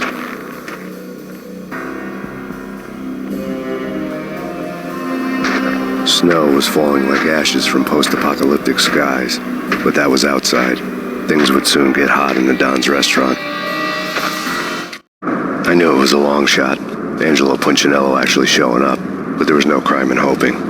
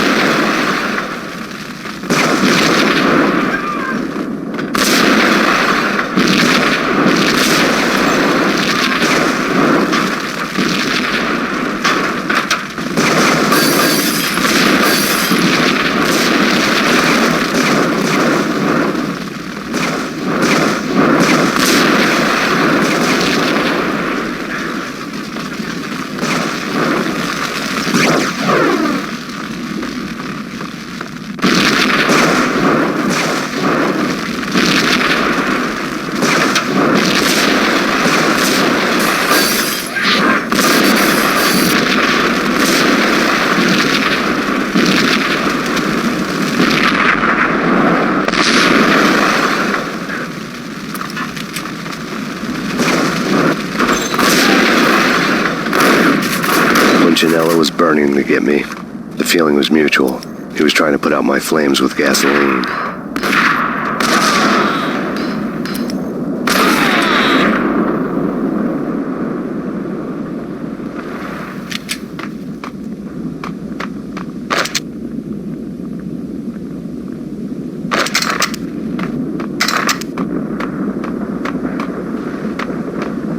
The mobsters have been guarding a real treasure. The way out of this disco inferno.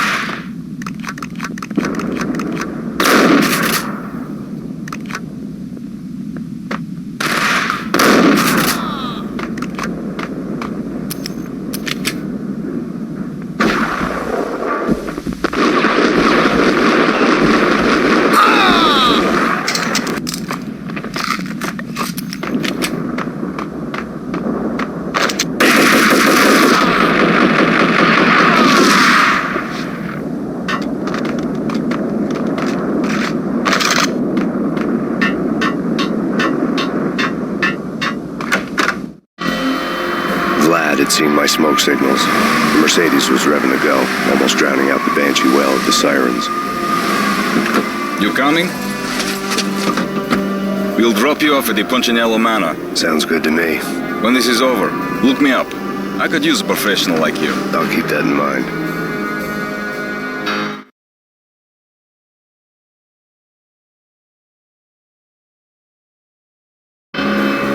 The night groaned with cold. The garden lights flickered nervously. In their light, the falling snow was dead white before the darkness ate it up.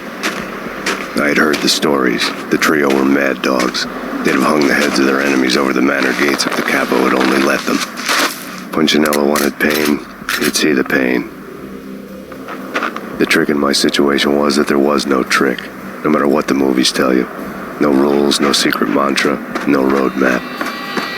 It wasn't about how smart or how good you were. It was chaos and luck, and anyone who thought different was a fool.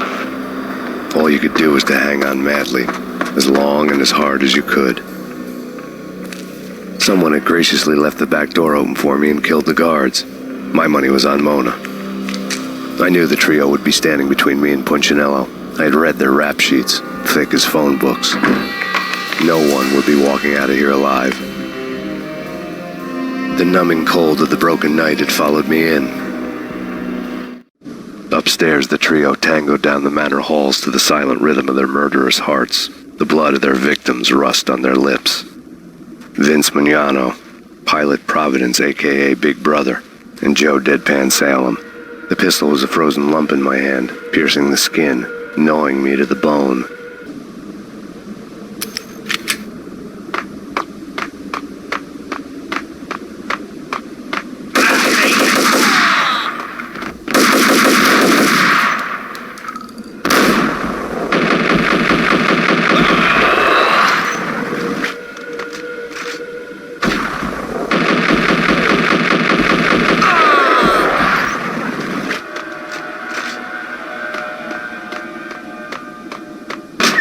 In death, the thug had been promoted to messenger. Someone hadn't enjoyed the Don's hospitality. Someone with a flair for the dramatic. Someone who had let herself out of a locked cell and past a couple of armed guards. My thoughts were on Mona again. I could only hope she was a good enough gambler to walk away while she was still winning, before she'd run into the trio.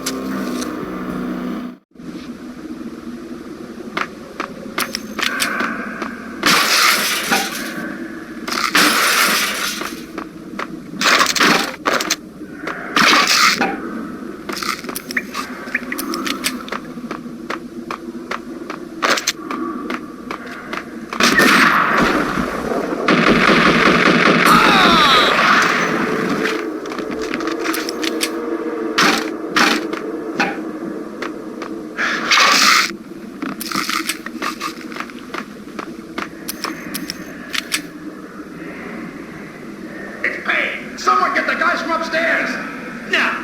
No one's going anyplace. Too late for that. He walks in, we waste him. Vinny and Joe and Pilot won't get the credit for this kill.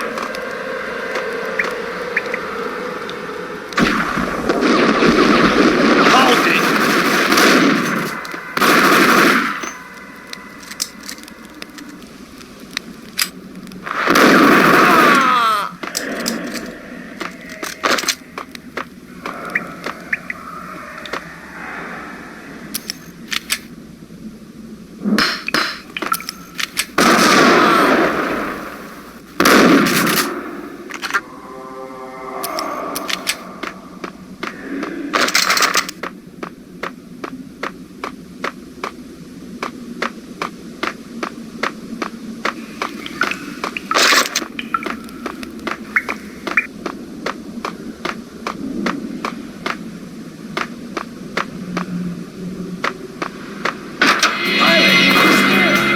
It didn't take me long to run into the trio.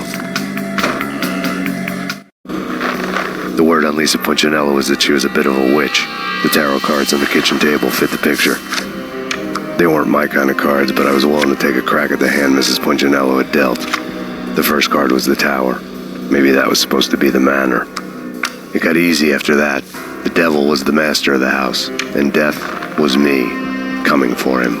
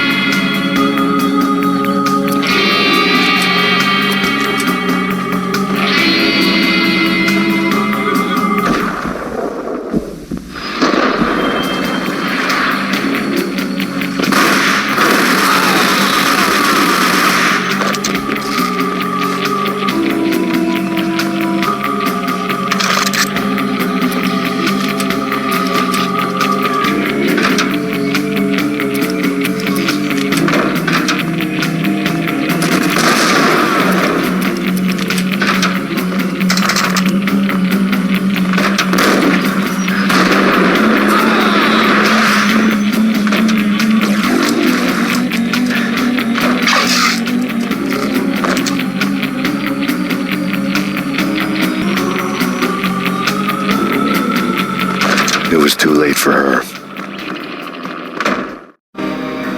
You're a real angel, Max. I couldn't tell whether it was Mona or her sister. The body was a mess. The sick bastard had really gotten a kick out of it. Seeing her lying there got me thinking about another woman's body on another bed. Got me thinking about a fallen cradle.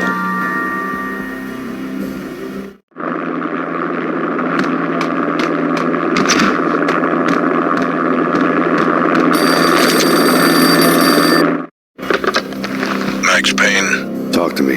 Alfred Woden. You've got company. An armed helicopter just landed on the manor grounds. You must hurry. The more the merrier. And roll, Payne. Vince Mugnano.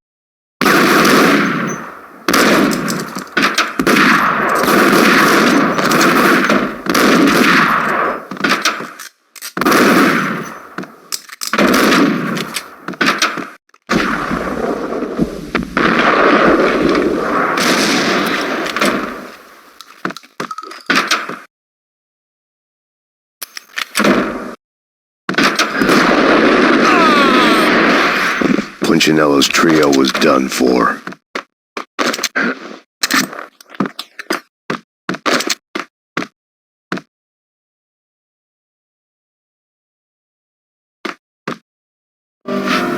Outside my door.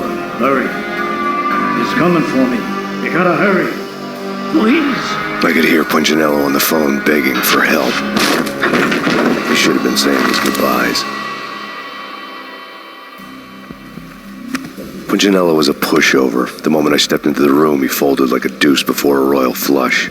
No, wait. I was just doing what I was told. I couldn't refuse. She's someone high up. Government, maybe. I don't know. He was trying to buy more sand for his hourglass. I wasn't selling any.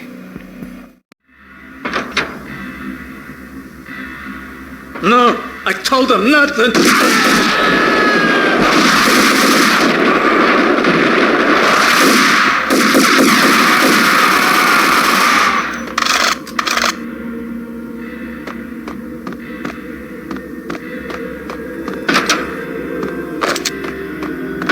Drop it. Don't move. Game over, Max Payne.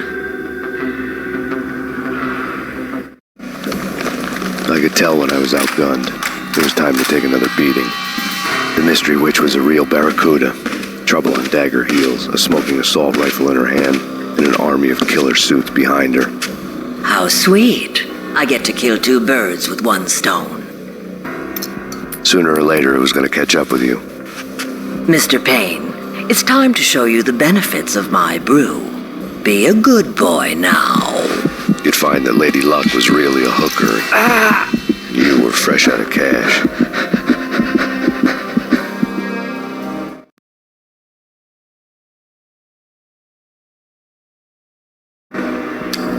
Gentlemen, we're done here. Take me to Cold Steel. She had just given me an OD of Valkyr. I could feel green fire eating my brains. They turned to steam. They did a fade on me. I'd never had a chance. The witch had got me just as sure as if she put a gun to my head and pulled the trigger. The shadows rushed me, bruised mugshot faces hungry for revenge. They knew my weak spots and closed in for the kill.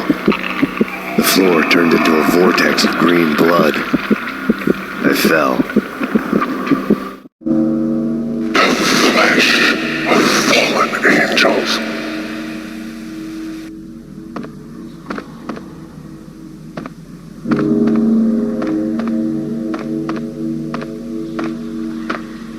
Who's there? Max? Max, is that you? Max? Where are you, Max? Please. No, please, Max, no. I'm sorry. Please don't, Max, no. Please. Max? Where are you, Max? Please. The letter was staring at me. There was something disturbingly familiar about the letter before me. The handwriting was all pretty curves. You're in a graphic novel. The truth split my skull open, a glaring green light washing the lies away. All of my past was just fragmented still shots, words hanging in the air like balloons. I was in a graphic novel. Funny as hell. It was the most horrible thing I could think of.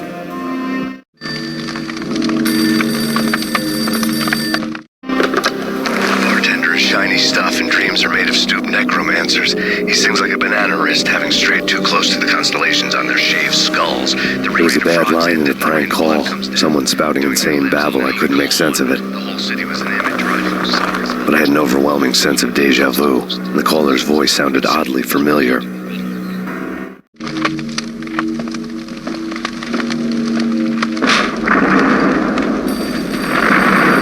The weird piece of paper looked dangerous. There was something disturbingly familiar about the letter before me. The handwriting was all pretty curves. You're in a computer game, Max. The truth was a burning green crack through my brain, weapon statistics hanging in the air, glimpsed out of the corner of my eye, endless repetition of the act of shooting, time slowing down to show off my moves, the paranoid feel of someone controlling my every step. I was in a computer game. Funny as hell, it was the most horrible thing I could think of.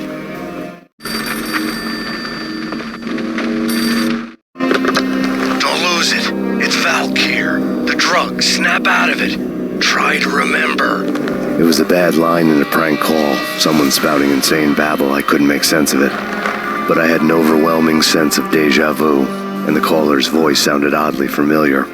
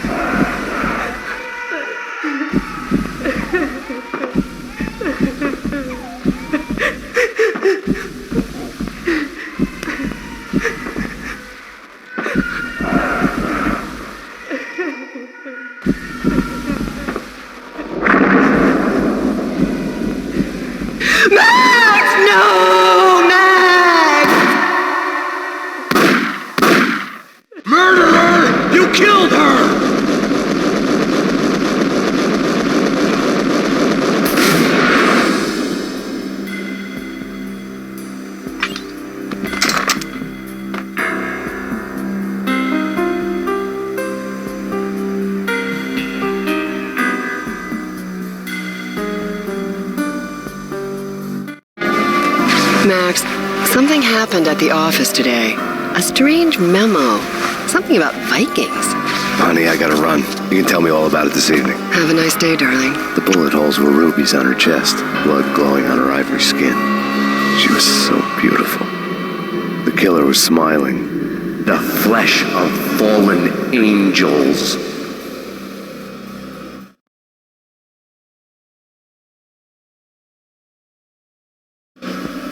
Slowly, the green nightmare faded, leaving dark stains on my soul that would never come off. I felt like flatlining. I was all shook up.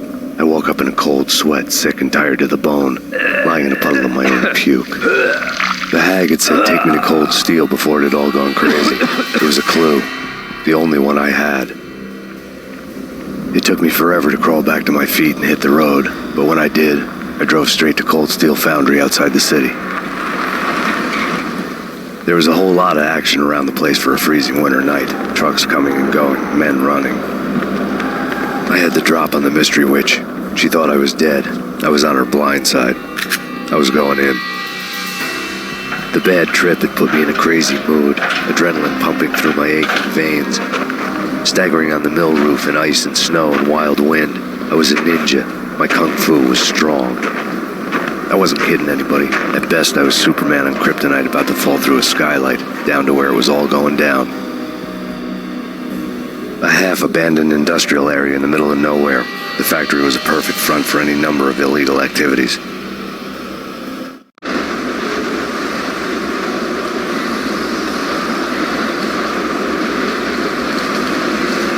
In the belly of the plant, molten metal boiled and bubbled like a witch's brew.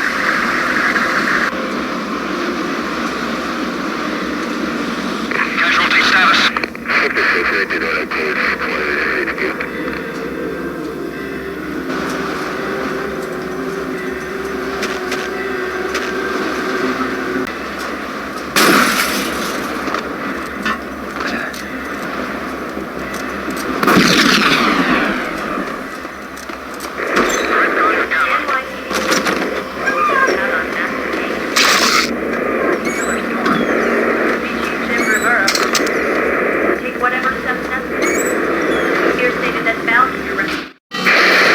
Life-threatening weather conditions. A record-breaking killer storm. In the city's history, vehicles stuck in snow. Heavy snowfall. Forecast shows severe weather is expected to continue. Out in the night, snow fell like confetti over the Devil's Parade. The storm was anything but over.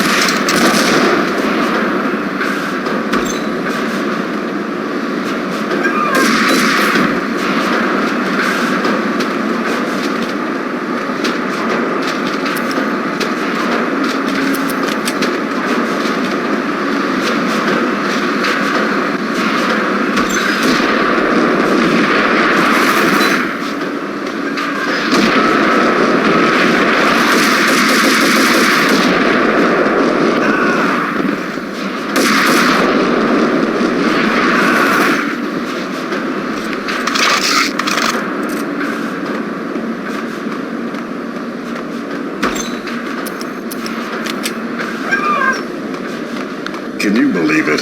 I bet they sleep with their rifles. I bet they've given them...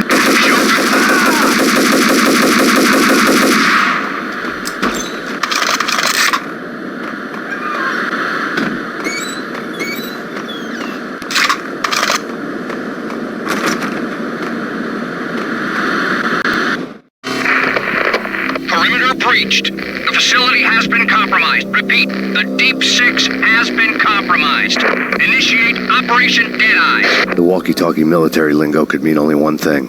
They were getting ready to destroy the evidence and vanish into the night. I was so close. The hidden truths were just around the corner.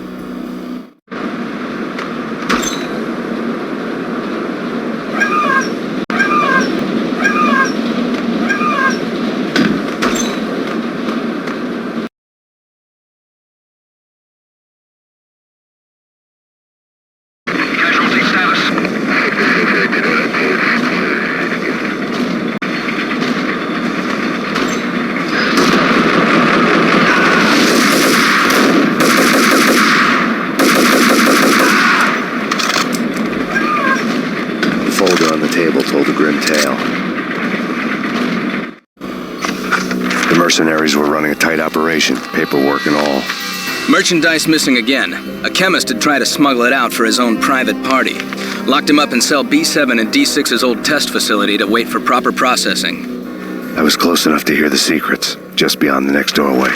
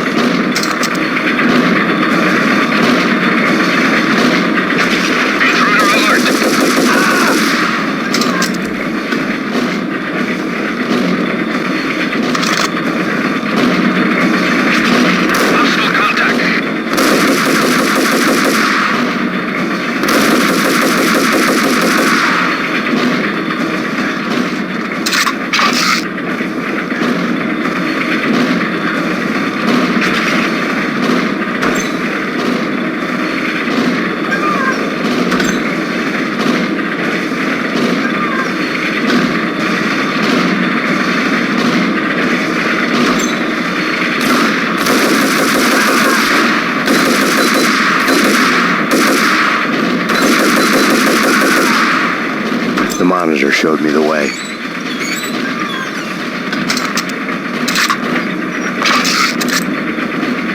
Processing diagrams filled the control room screens, all but one. An elevator titled D6 on one of the screens, somewhere onwards, past rows of ovens, in the core of the plant.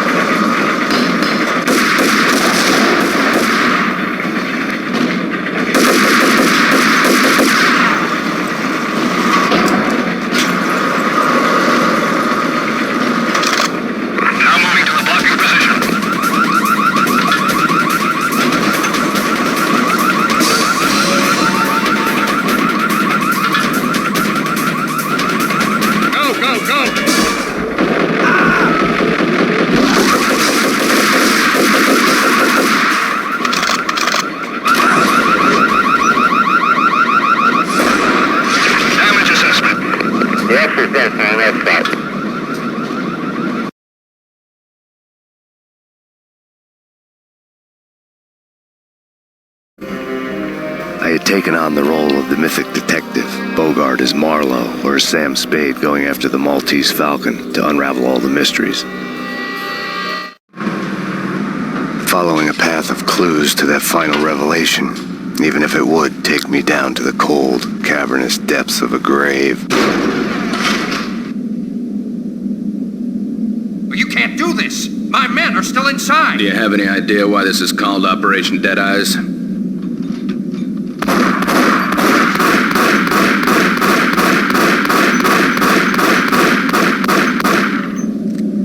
I think he's dead already. Let's do it.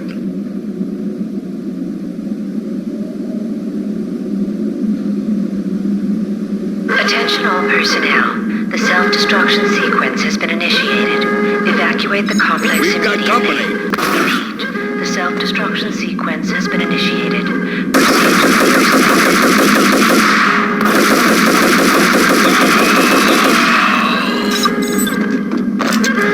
I had seen the logo on the...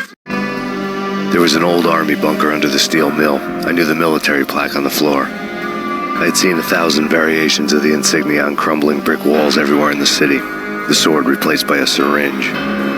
Project Valhalla, V for Valkyr, V for Valhalla. All of a sudden it read like a crackpot conspiracy theory. Or before.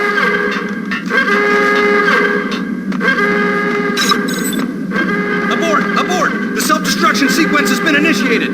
Get the hell out of here! The place is gonna blow! Alert!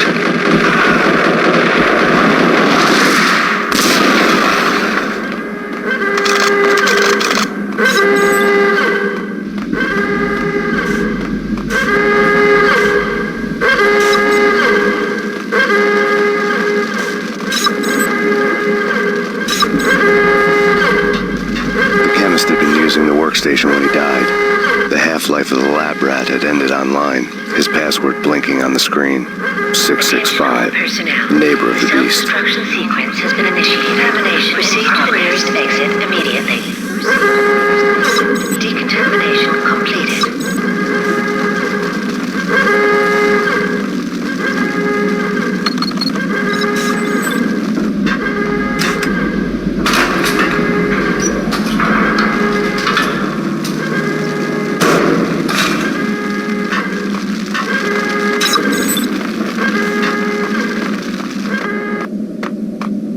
Hey! In here! Hey! Get me out of here!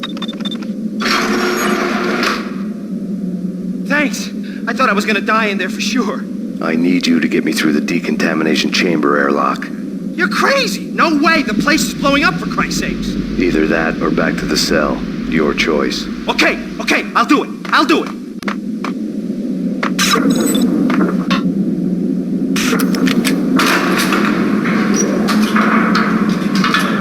Attention all personnel. The self-destruction sequence has been initiated. Proceed to the nearest exit immediately.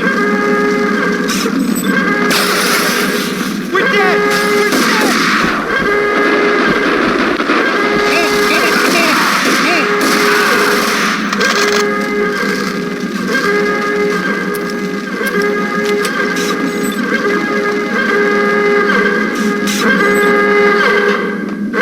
Get in! I'll punch you through.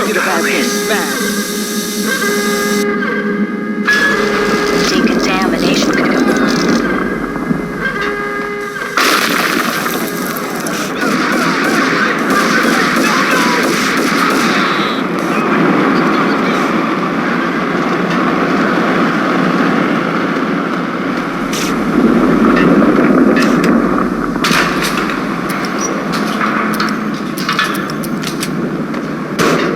I was caught in the middle of the deadly web that was the Valkyr case.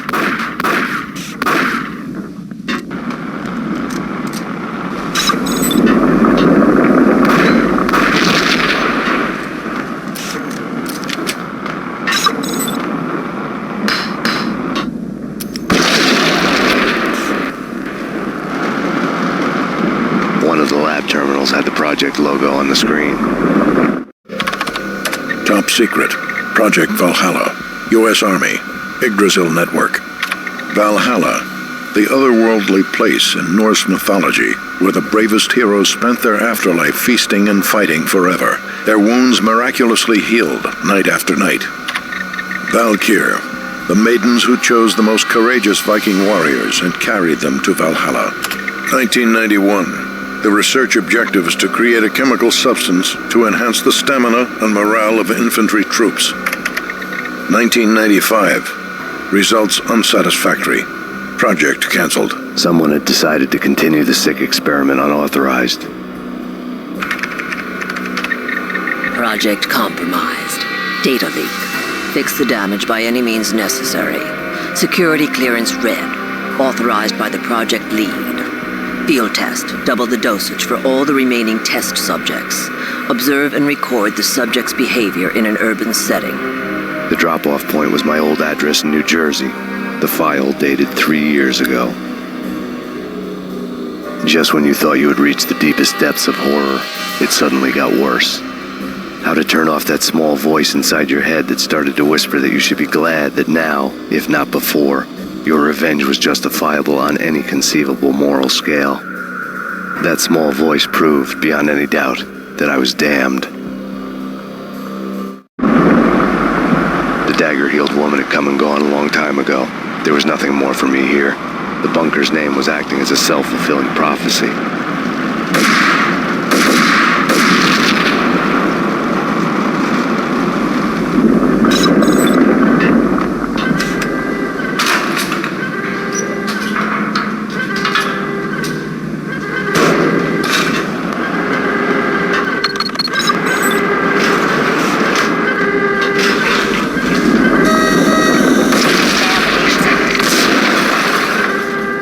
Self-destruction imminent.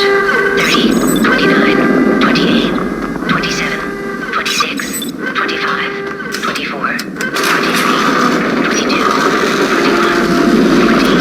20, 19, 18, 17,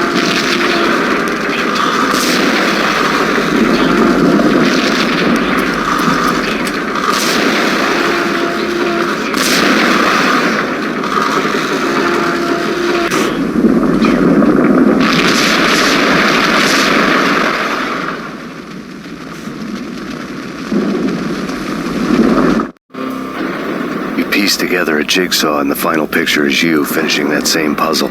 A mad, green-eyed killer standing behind you. An urban legend come true. The Project Valhalla test subjects had been the mad junkies who had murdered my loved ones. The rest was simple body count math. It all pointed to her.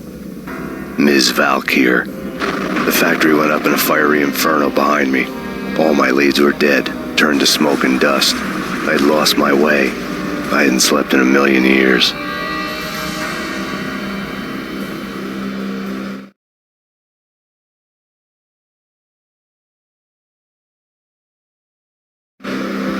I felt thin as death. I've been living on an endless supply of week-old donuts. They were fuel for this crazy furnace inside my head. I couldn't remember when I had last seen the sun. I was on a permanent graveyard shift. When the darkness fell, New York City became something else. Any old Sinatra song notwithstanding. Bad things happened in the night, on the streets of that other city, Noir York City.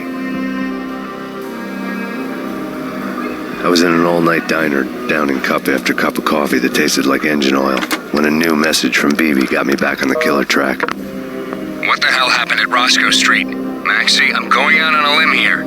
We need to talk this through, come up with a plan. 2:30 a.m., the Choir Communications Garage. The more I thought about Alex's murder and the frame-up, the more it felt like an inside job. I should have seen it coming. BB had sold me out, and now he wanted to finish what he'd started. The garage was dead. BB showed up in his tailor-made suit, gold watch, and cufflinks to match, all way beyond a cop's pay. Maxie. Oozing suave charm, he was guilty as hell. What the hell does BB stand for anyway? Backstabbing bastard? Come on, don't be like that. Have a cigar. I don't smoke. Maxie, you have no idea how big this is. It's huge. You have no idea. I think I do. You're a bribe-taking bent cop who sold out his partner. Those mobsters in the subway were a dead giveaway. Hard to miss. Bet it was exactly like this with Alex. Up close and personal. You can't win this one, Max. No, but I can make damn sure none of you do either. BB turned out to be another cardboard cutout bad guy.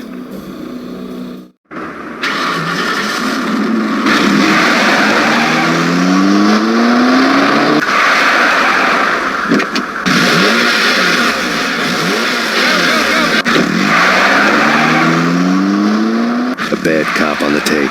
A cowardly right-hand man fleeing from the scene, leaving his paid thugs to do his dirty work.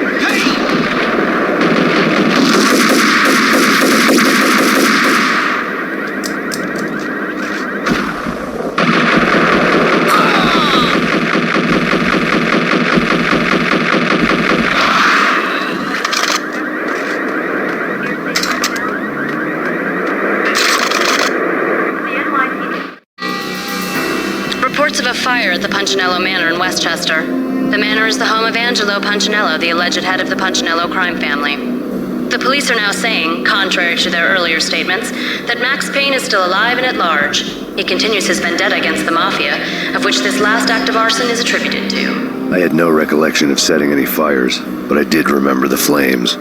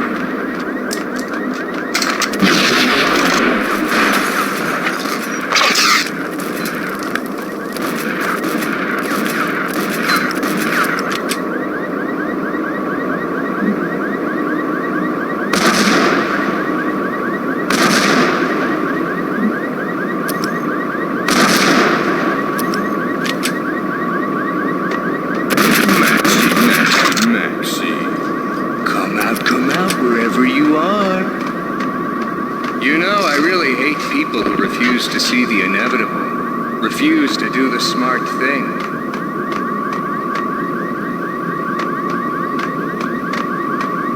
No, I must do the right thing.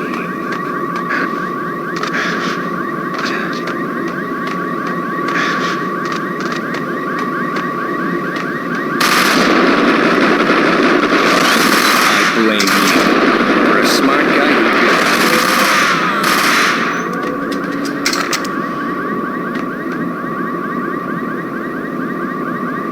The payphone started to ring.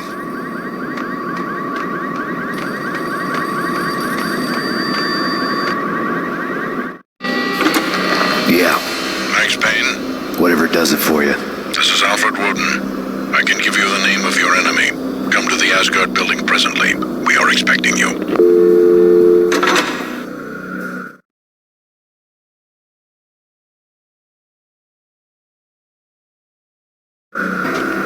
Woden was waiting for me on the steps of the old building. Mr. Payne, let's go inside. The others are anxious to begin. The others? Despite the general misconception, this building actually predates the City Hall by 2 years, thus being the oldest municipal building still in use here at the foot of the Brooklyn Bridge. No kidding. The old man played tour guide as he led me through a dark domed hall. The answers I was after loomed large ahead. Mr. Payne, I would like to introduce you to my colleagues in what we call the Inner Circle. You've been watching too much X-Files. You have seen the files on Project Valhalla. We can fill the gaps, provide you with the information missing from those files. We were all involved in the early stages of the project during the Gulf War. What's the catch? We would very much like to blow this thing wide open, but our hands are tied. Her name is Nicole Horn. She was the key figure in Project Valhalla. When the funding was discontinued, she simply refused to quit. She knew exactly what she had in her hands. Nicole Horn is the president of Acer Corporation. She has more than half the city in her pocket. This must be kept under wraps. If you try to go public with this, we will deny any knowledge. We need you to take her out. Afterwards, we can protect you. Make all the charges go away. That was the cue for the killer suits to kick in the doors and swarm inside.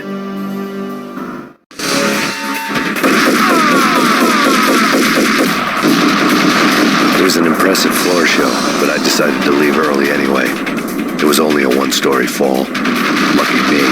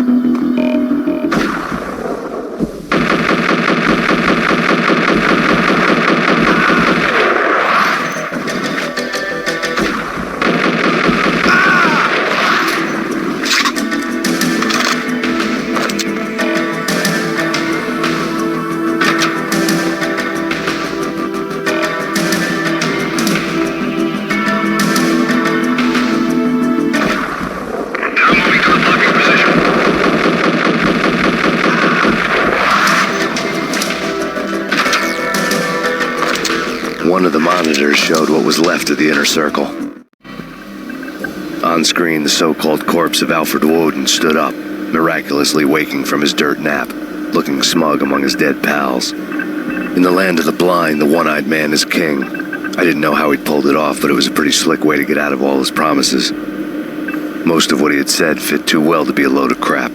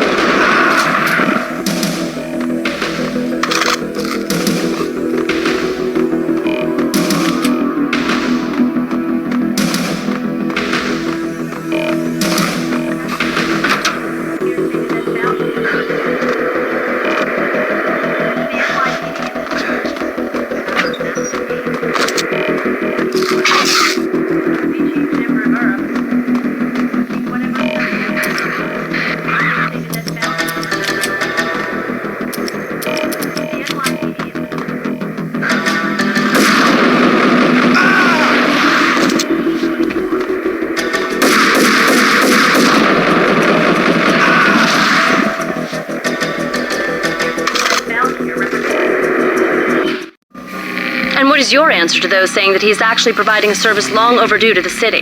This crusade nonsense has gone too far. He's out of control. It must stop. He will be stopped.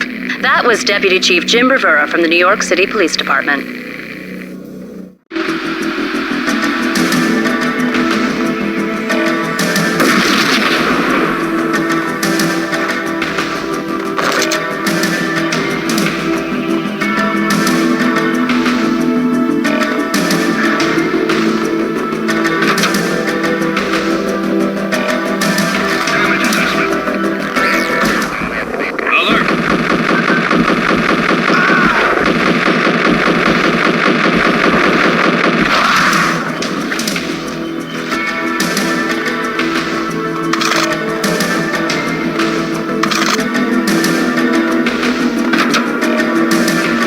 Videotape lay on the desk.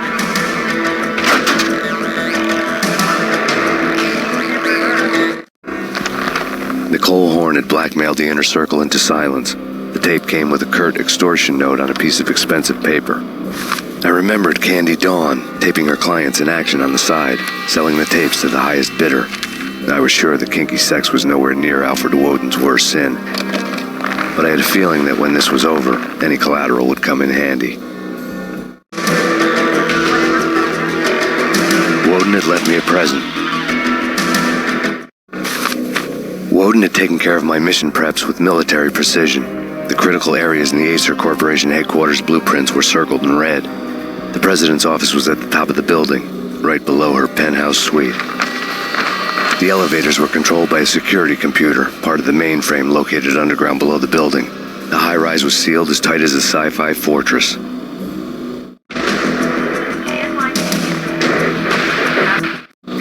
Nothing seems to stop Acer Corporation's phenomenal victory march. Incredibly, the stocks are still rocketing. Worried experts already see a danger in the company's success. Some have gone as far as to say that Acer Corporation is about to become an even bigger monopoly than Microsoft ever was.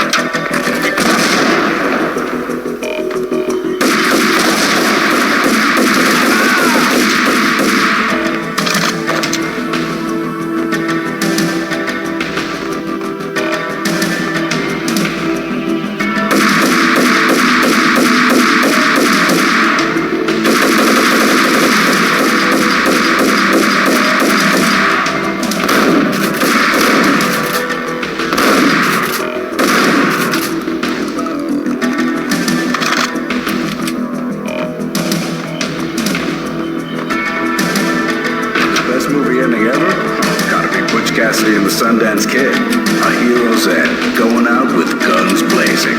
Never heard of it? No? Okay. Hold it!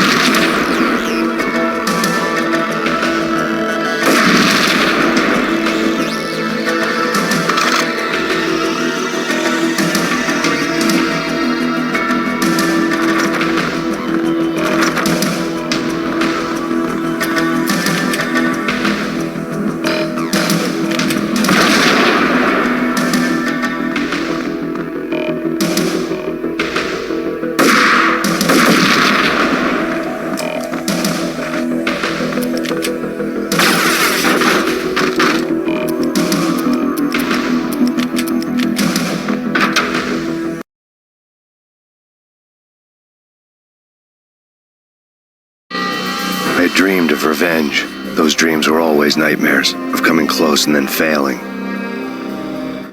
Now I was close. I had a name to guide me, Nicole Horn. I had nothing to lose.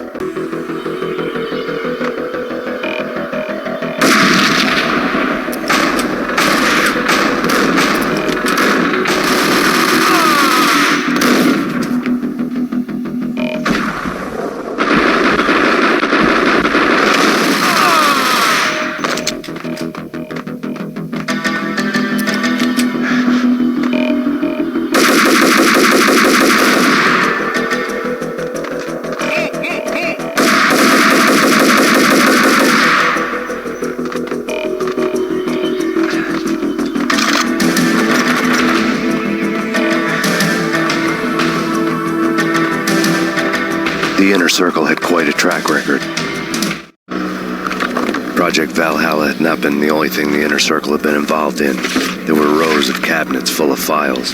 The Serpentine Secret Society went back a long way, always pulling strings from the shadows. I couldn't say I was sorry. Woden's move in some Byzantine power game had cut the Circle's membership roster to 1. The old man wanted me on cleanup duty. It was my mess, too.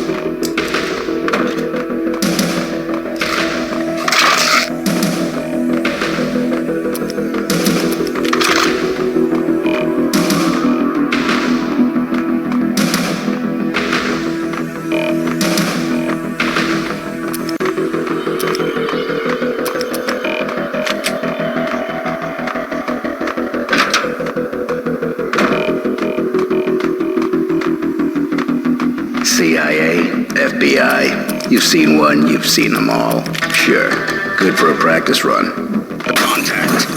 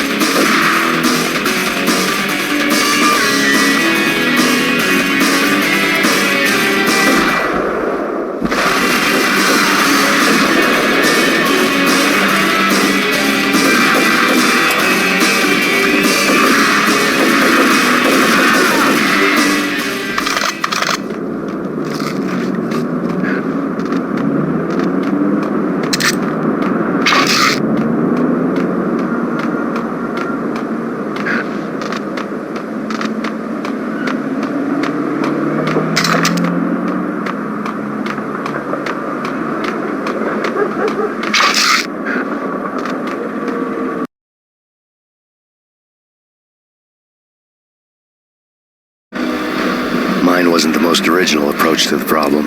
It wasn't as if it hadn't all been done before. An eye for an eye, the first principle of revenge. Old as dirt, still going strong. The cardinal rule in going after someone with an intention to kill was not to make it personal, which it almost always ended up being anyway. It did with me. I took my time, cruising around the city in the snow. There was no hurry. I knew what I had to do now. I took my time, thinking about it, building up the rage. When I was ready, I parked the stolen wheels at the front entrance of the Acer Corporation headquarters. Got out, got in, got cracking. I had a bullet with Nicole Horn's name on it. I had 10,000 bullets with the Hag's name on them. She had ultra-high-tech security systems, enough mercenaries and weaponry to start World War III. There was no fear. New York disappeared behind a veil of snow. I had crossed the threshold. This was her domain, sleek and sexy and soulless, all glass and steel. A place of color-coded security key cards, metal detectors, and surveillance systems.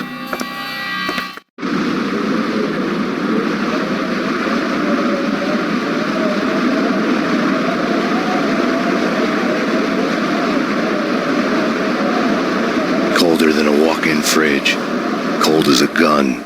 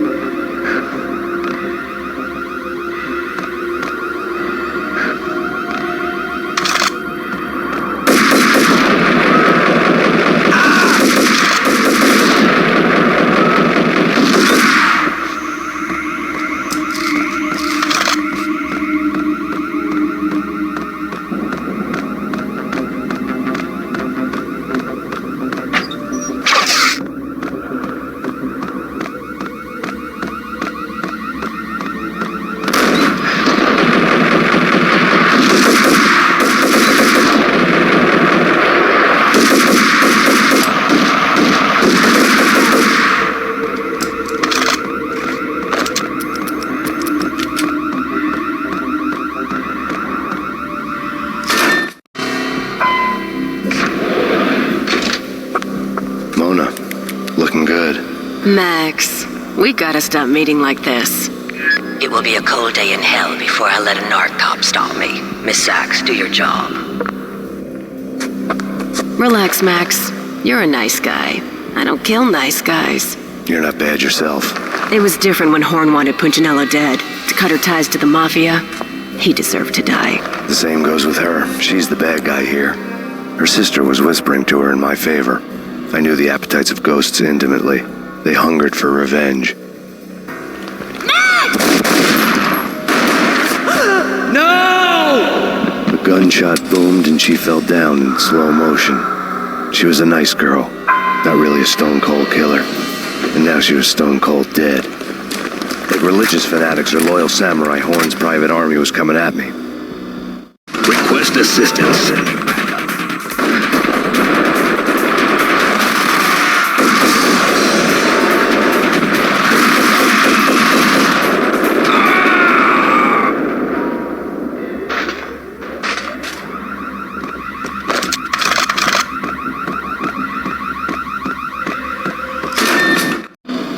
When the elevator came back down, Mona was gone. There was a lot of blood, but no body. Something clicked for the final time. My mind had never been so clear, as if somewhere high above the storm clouds were already gone, cold stars blazing from the black skies.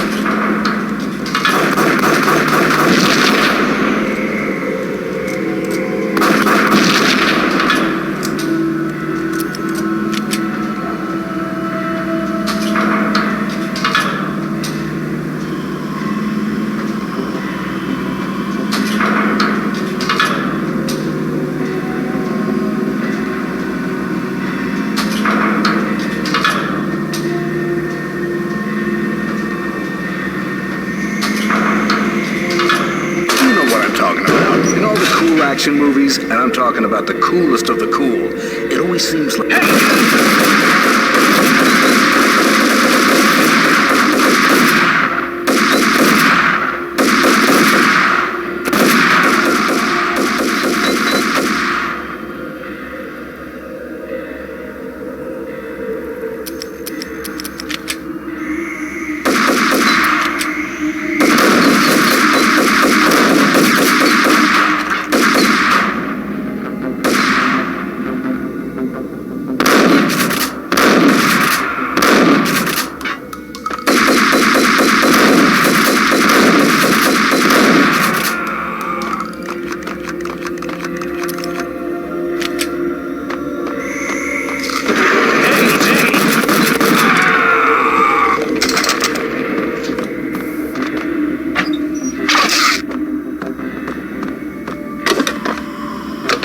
I had elevator access to the mainframe. From there, I'd be able to override the security locks and get to her office.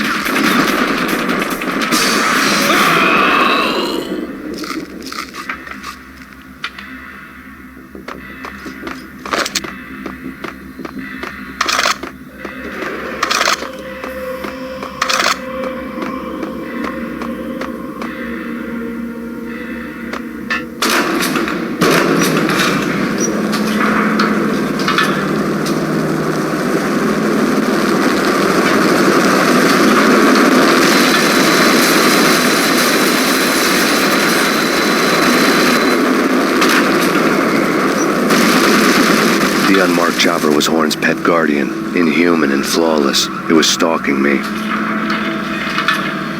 hate to be stereotyped. I'm not a cold-blooded killer. I'm a nice guy. I love my... What? Kill the bastard! Kill the bastard!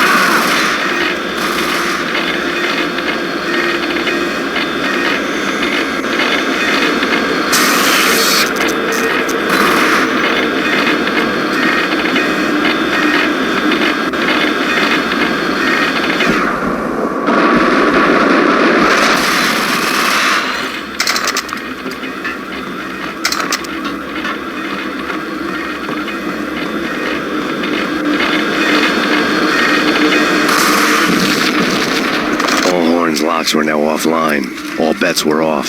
The elevator would take me all the way up.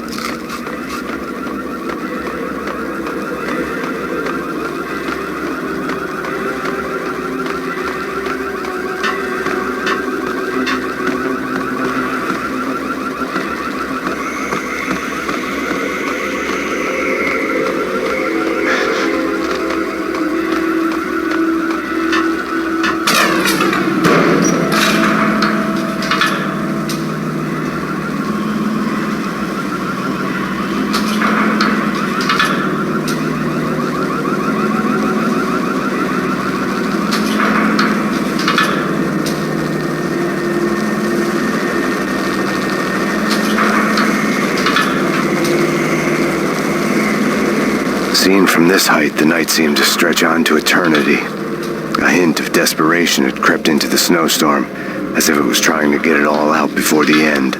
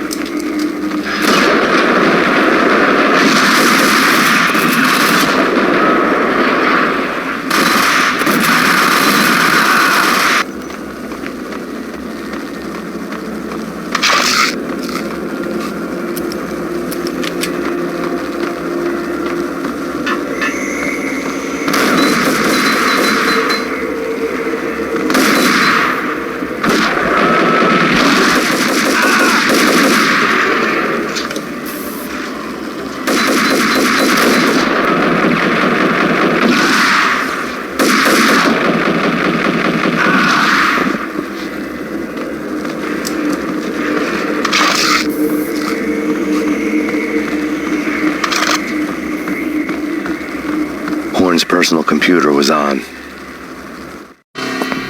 Next to the printer was a neat stack of expensive paper. Hacking through Horn's computer would have unearthed files of criminal plans, strategies for world domination, spy helicopter reports, illegal wiretap recordings, internet porno, all of the above. Take your pick. I really didn't care anymore. I had seen too much of it already.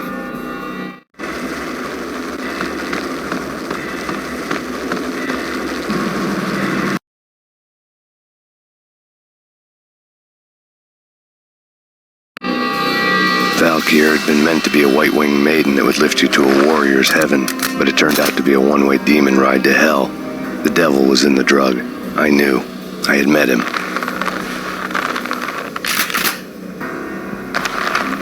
And now I was going to kill her, the queen of the underworld who had tried to lift herself a bit closer to heaven with her drug money.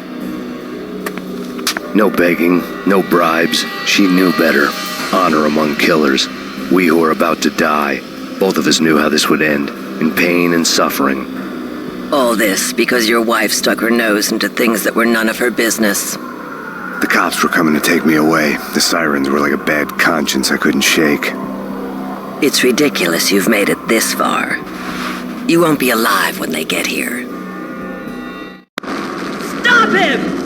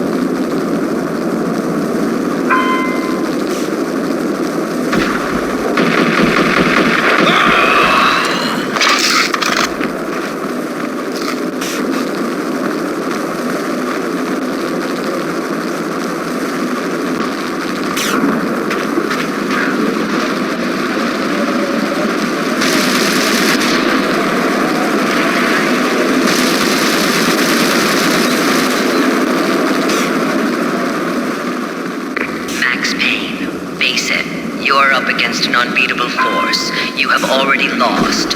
You have lost. Only death will set you free from your pain. Accept it. Surrender. Give up. We have him in the north lab. Send us assistance.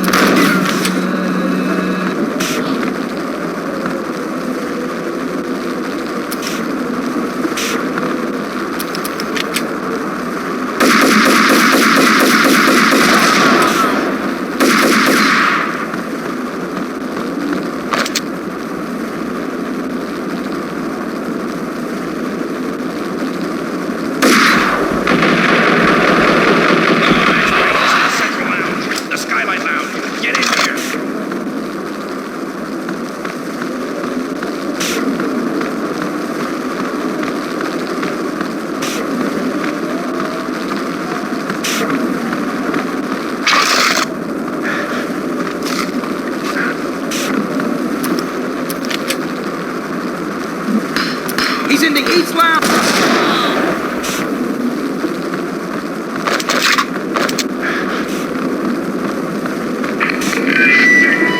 What do you mean he's unstoppable? You are superior to him in every way that counts. You are better trained, better equipped. You outnumber him at least 20 to 1.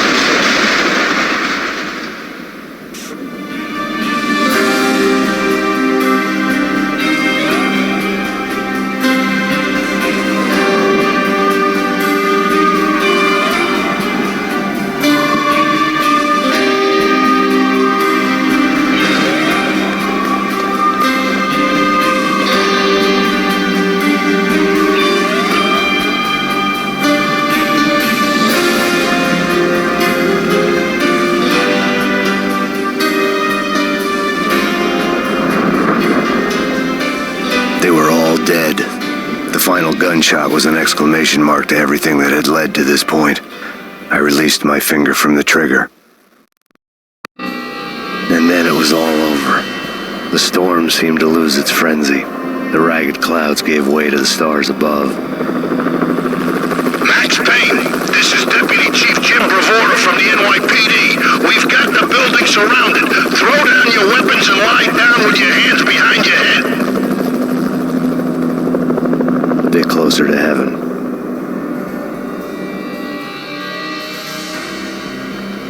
The cops' voices were distant and muted. Freeze! NYPD! Hold it right there! My ghosts released me from their haunting. Down below, New York City glittered like diamonds on black velvet. You gave us one hell of a ride. Take him down to Central Booking. You heard the man. Woden was there in the crowd, standing by the sidelines. It wouldn't be over till the man with the patch would say so. He'd say the right words. I knew he would. He'd better. Woden grinned smugly. It was the grin of a winner. That made two of us.